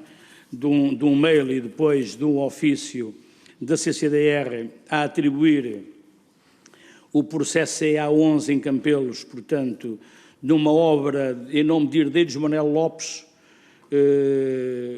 um projeto de obra em execução pela Fundação EDP, portanto, uma obra estimada em cerca de 80 mil euros. O processo número PB13 em Pinha Bordal, primeira habitação de Ramiro Santos Fonseca, orçamentado em 29 mil euros, e o processo FI 24 Figueira, primeira habitação de Lúcia Cristina Diniz, mãe solteira e uma filha, projeto de obra em execução, possível valor da obra na casa dos 25 mil euros. Portanto, esta comunicação da CCDR que coloca à sua consideração a possibilidade de apoiar com os fundos que dispõe as seguintes habitações. Portanto, a Santa Casa da Misericórdia acolheu, portanto, esta sugestão, esta distribuição feita pela CCDR, aprovou em reunião de mesa, comunicou à CCDR que aceitava, portanto, porque senão já não havia mais, senão não fazia obra, portanto, teria que, se calhar, devolver o dinheiro às pessoas que o deram, não é? Mas aceitou, até porque já foi numa altura em que, em setembro, não é? Este ofício data de 8 de setembro de 2017, portanto, numa altura em que a distribuição das casas pelas outras entidades estava já numa fase muito adiantada. E, portanto, a Santa Casa diz que sim, e depois estamos aqui o ofício, novamente, da CCDR a confirmar e a comunicar ao Sr. Presidente da Câmara Municipal da Castanheira, que era também Presidente da Comissão Técnica do Fundo de Revita, que foram atribuídas, portanto, estas casas à Santa Casa Misericórdia para recuperar. Portanto, neste caso concreto, foi a CCDR nestas 3 primeiras casas. Numa segunda fase, porque, como disse há pouco, o valor que a Santa Casa tinha em donativos em dinheiro era maior do que o valor que representavam estas 3 obras, portanto, a Santa Casa disponibilizou-se para, naturalmente, acolher mais outras obras para realizar e portanto, esgotar o dinheiro proveniente da boa vontade dos portugueses e também da RTP, através da linha, foram os portugueses que pagaram através da linha telefónica, portanto, e foi nesta fase a Câmara Municipal, e estão aqui, portanto, os ofícios da Câmara Municipal e do GOR, a atribuir, portanto, outras obras à Santa Casa da Misericórdia de Pedrógão Grande.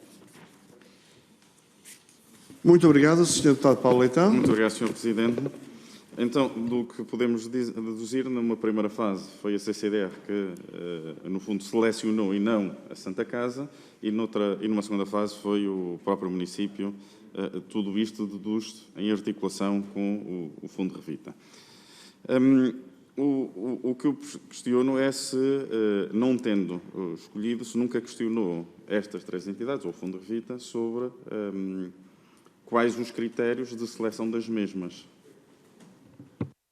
Senhor Dr. João Marques. Muito obrigado.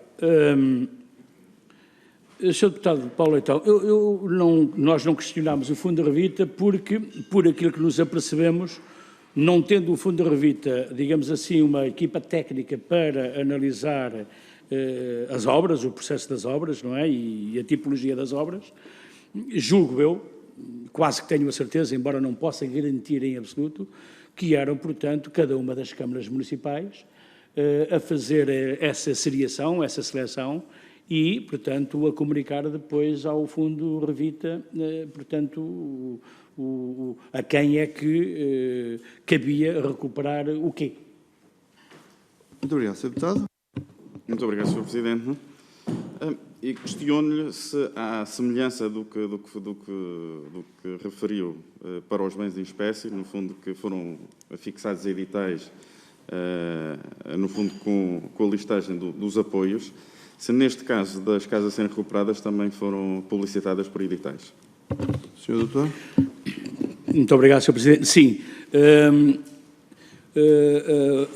As obras foram todas elas publicitadas nestes editais que eram afixados em locais próprios e eram enviados a todas as entidades. Deixe-me dizer-lhe que, enquanto eu estive na Santa Casa e se fizeram estes editais com a relação de obras realizadas, com a relação de bens recebidos ou de dinheiro recebido, foi para o chefe de governo, foi para o Sr. Presidente da República, que devo dizer que chegámos, a própria Santa Casa da Misericórdia recebeu uma comunicação de Sua Excelência, o Sr. Presidente da República, elogiando, portanto, a clareza e a transparência com que nós estávamos a conduzir o processo, portanto, com esses editais, não é? Portanto, enviámos penso, para os grupos parlamentares também, na altura, divulgámos o mais possível para, naturalmente, garantir transparência e clareza em todo esse processo, que era fundamental para nós. Muito obrigado, Sr. Deputado Paulo Leitão. Muito obrigado, Sr. Presidente.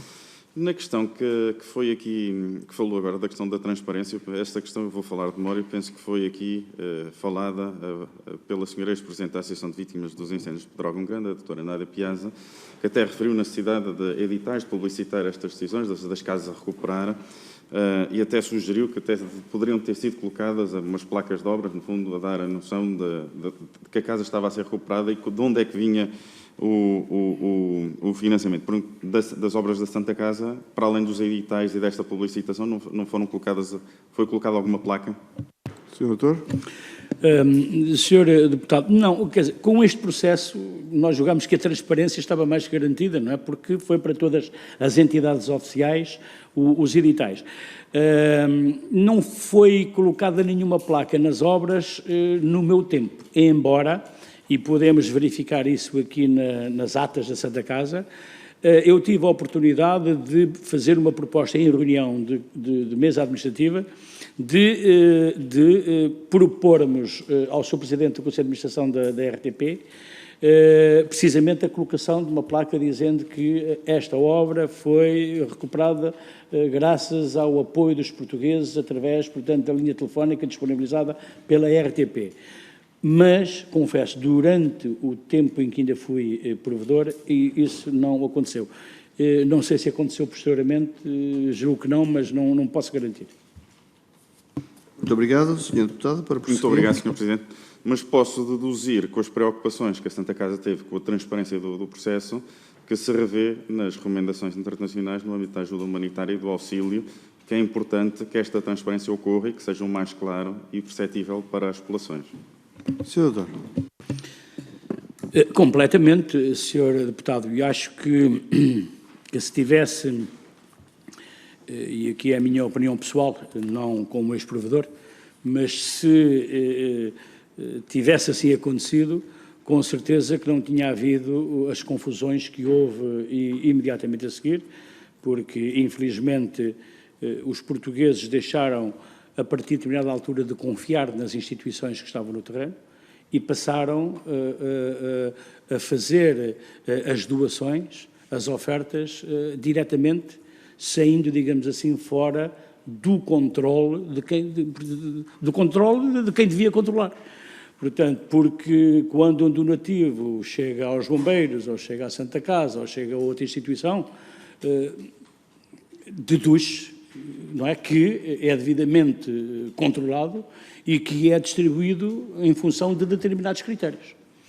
Portanto, como vimos, a Santa Casa tinha uma ficha por cada beneficiário, por forma a que não beneficiasse mais do que outros, ou que não beneficiasse mais do que aquilo que era considerado razoável.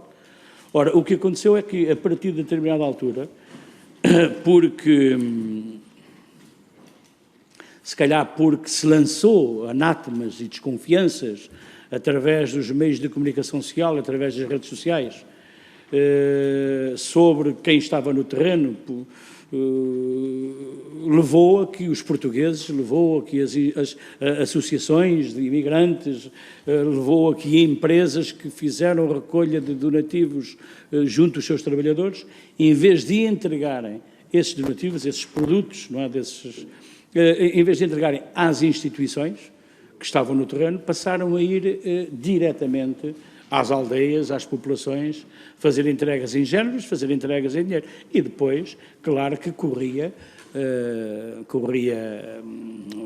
relatos, não sei se verdadeiros não, de haver pessoas que beneficiaram mais do que outros, ou que beneficiaram indevidamente mais do que outros, mas isso eu não sei, não consigo provar. Agora, sei que, de facto, as pessoas deixaram de acreditar, portanto, as organizações, e passaram a ir para o terreno, não é, fazer essa distribuição. Porque lançaram-se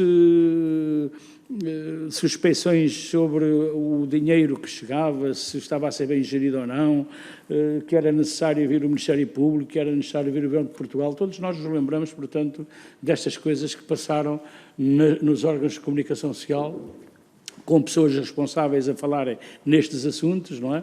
E claro, e depois o boom que houve nas redes sociais com este processo de desconfiança, não é, naquilo que estava a acontecer no terreno. As pessoas disseram, mas o meu donativo vai para aquela gente e eles estão a usufruir dele?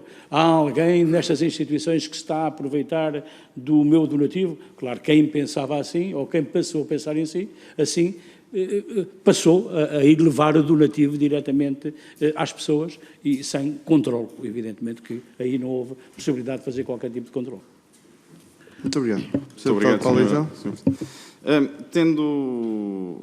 recuperando o papel de coordenação que a CCDR teve, quer na articulação das entidades que recolhiam e distribuíam os bens, os donativos em espécie, quer depois na atribuição das habitações a recuperar, eu questiono se alguma vez nas reuniões em que teve assistiu a alguma chamada de atenção por parte da CCDR, até porque esta ideia das placas, que me recordo da audição da doutora Nádia Piazza, vem um bocado até das placas das obras financiadas por fundos comunitários, se alertou alguma vez a CCDR às entidades no terreno para estes cuidados a ter com a transparência?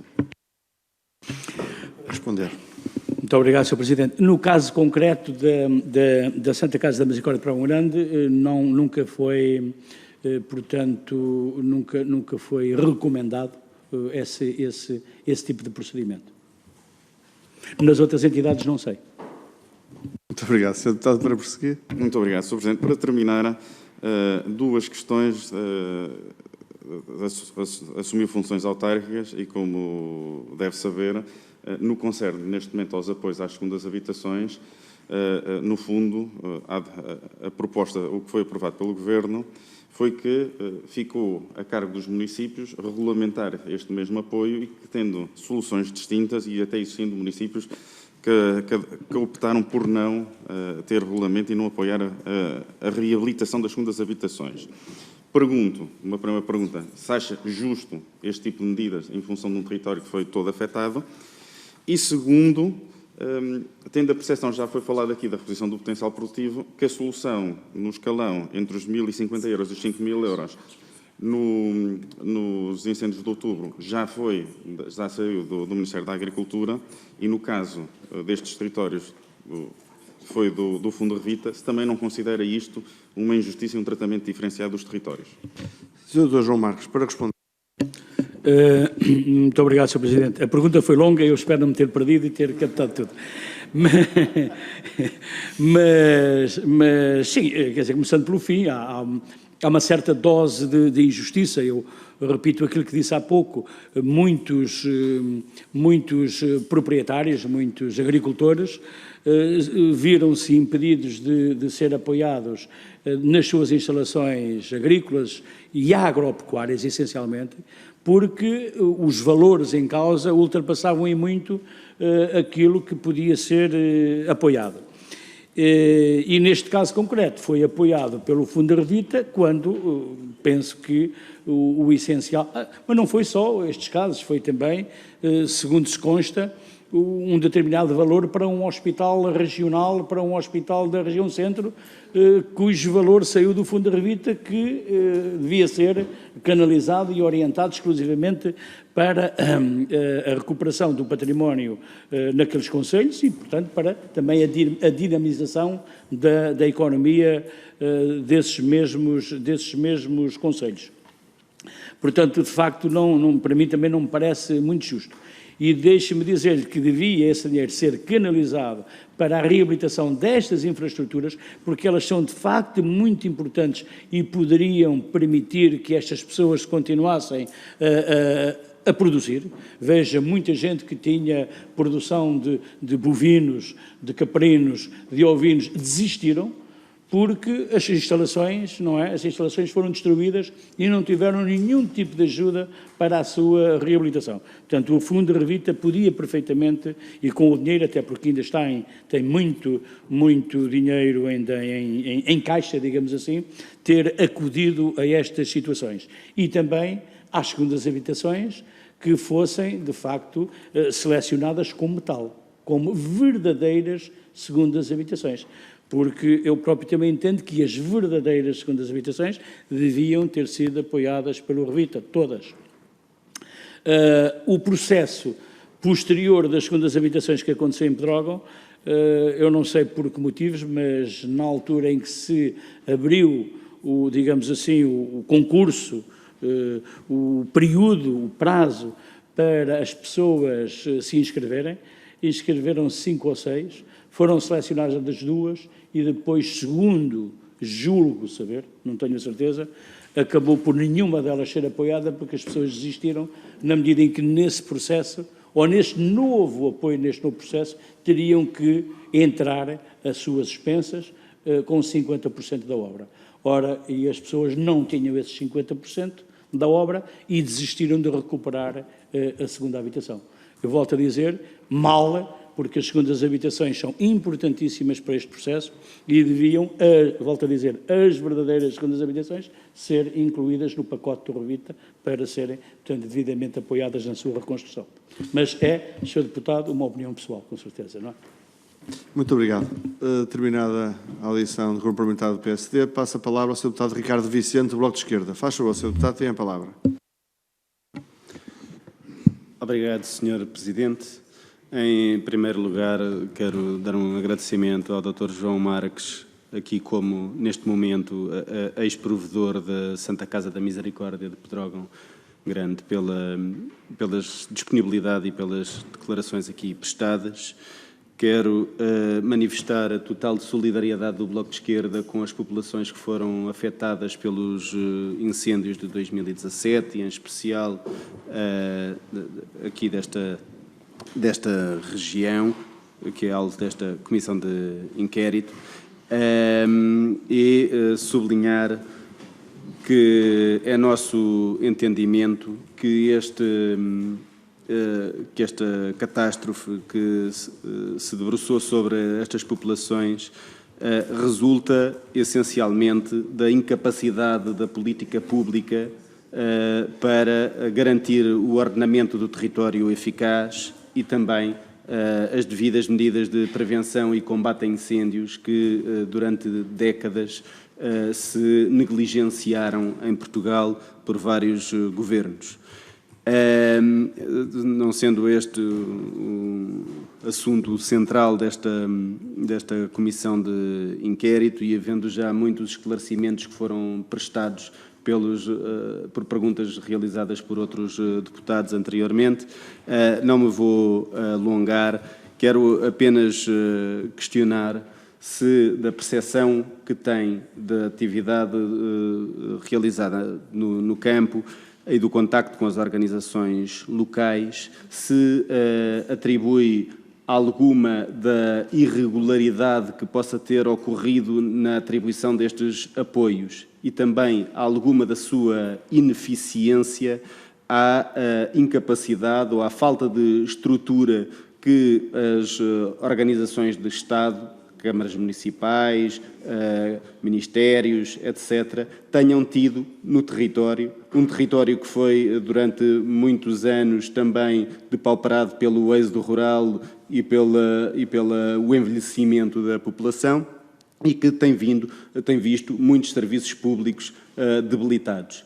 E, portanto, questiono-lhe se a atribuição destes dos diversos apoios e a sua eficiência poderá ter sido afetada por esta incapacidade e que aprendizagens é que, desta perspectiva, podemos retirar para o futuro em possíveis novos cenários nesta ou noutra região. Muito obrigado, Sr. Deputado. Para responder, Dr. João Marques, faz favor. Muito obrigado, Sr. Presidente. Sr. Deputado Ricardo Vicente, vamos ver, irregularidades e ineficiências das organizações do Estado. Se calhar sim, algumas das irregularidades detectadas e das ineficiências, das ilegalidades apontadas pelo próprio Ministério Público, pelo Tribunal de Contas, é público, ou são públicas, não é? Podem, efetivamente, ter a ver com alguma deficiência, alguma incapacidade e alguma ausência do Estado no território. Por isso é que eu há pouco disse que não compreendia muito bem porque é que o IRU saiu do terreno.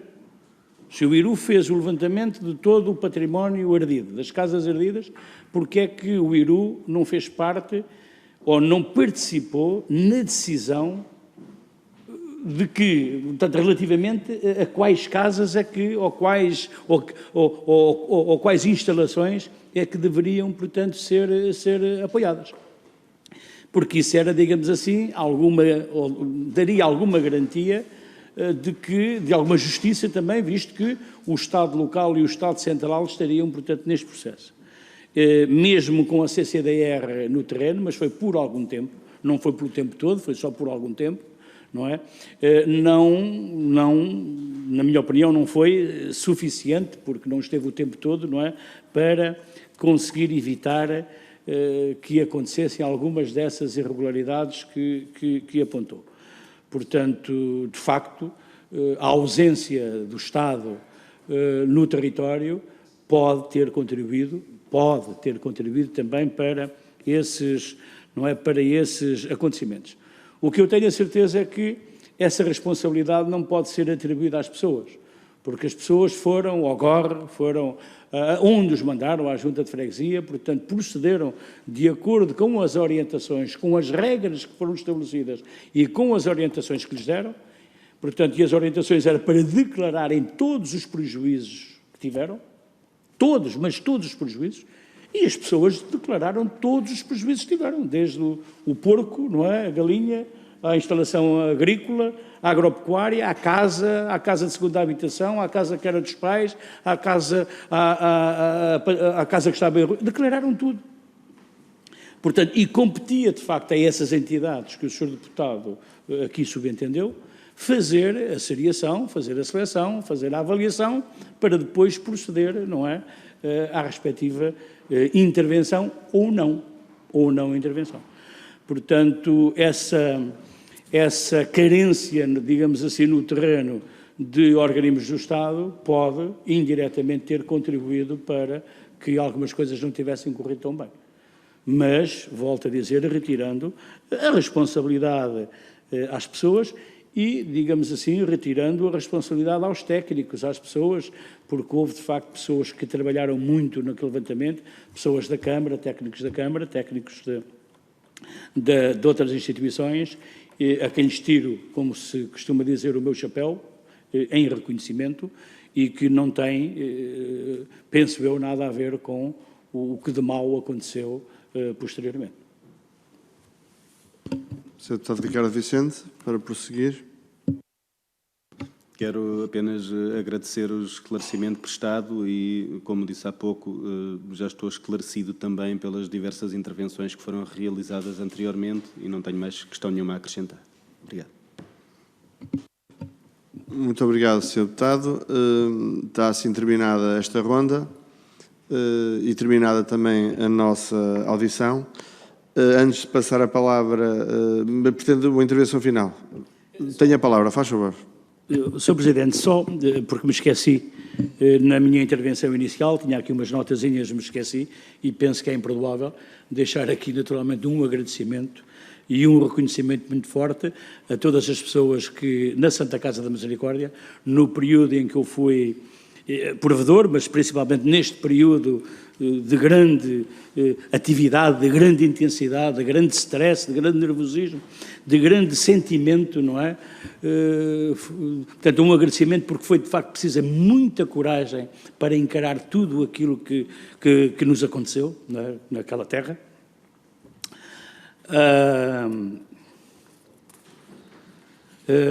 A toda a equipa da Santa Casa da Misericórdia, do CLDS da Santa Casa da Misericórdia, porque de facto foram excedidas naquele processo.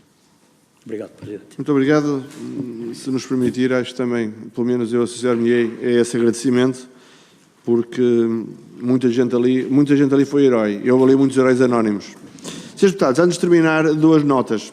Uma primeira, que é um desafio que lançaria aqui ao nosso depoente, que seria um ato de serviço público inexcedível, porque eu estou a olhar para o volume e para o acervo de documentos que tem, uma listagem ou uma referência, ou ajudar-nos-ia imenso, sem prejuízo de serviços estarem preparados para isso e muito mais, se nos quisesse ajudar listando o que é cada coisa e de que ficaria grato, nem com isso gastasse mais uns dias, mas depois, por favor, fazer chegar à Comissão esse conjunto de documentos que nos parece muito relevante e ainda dar conta aos Srs. Deputados do seguinte: chegou hoje mesmo, à Comissão uma comunicação do Sr. Arquiteto Vítor Reis, cujo assunto é afirmações do Sr. Engenheiro António Mendes Lopes, na audição do passado dia 30 de setembro, em que ele contradita, ou infirma, ou comenta, ou desmente um conjunto de afirmações aqui produzidas relativamente ao IRU, pelo que eu percebi, e que, Srs. Deputados, será distribuída a todo momento aos grupos parlamentares para os fins que entendam convenientes. Resta-me agradecer a presença de todos, agradecer especialmente a presença do Dr. João Marques, ex-provedor, nosso colega, meu amigo, a sua presença aqui, o seu depoimento, a forma que o fez, que também contribui para a nossa própria credibilidade. Agradecer uma palavra ao Sr. Deputado Raul Castro, que socorreu a mesa num momento de maior aflição, e, Srs. Deputados, amanhã cá estaremos para continuar as nossas audições. Obrigado a todos e boa tarde, mais uma vez.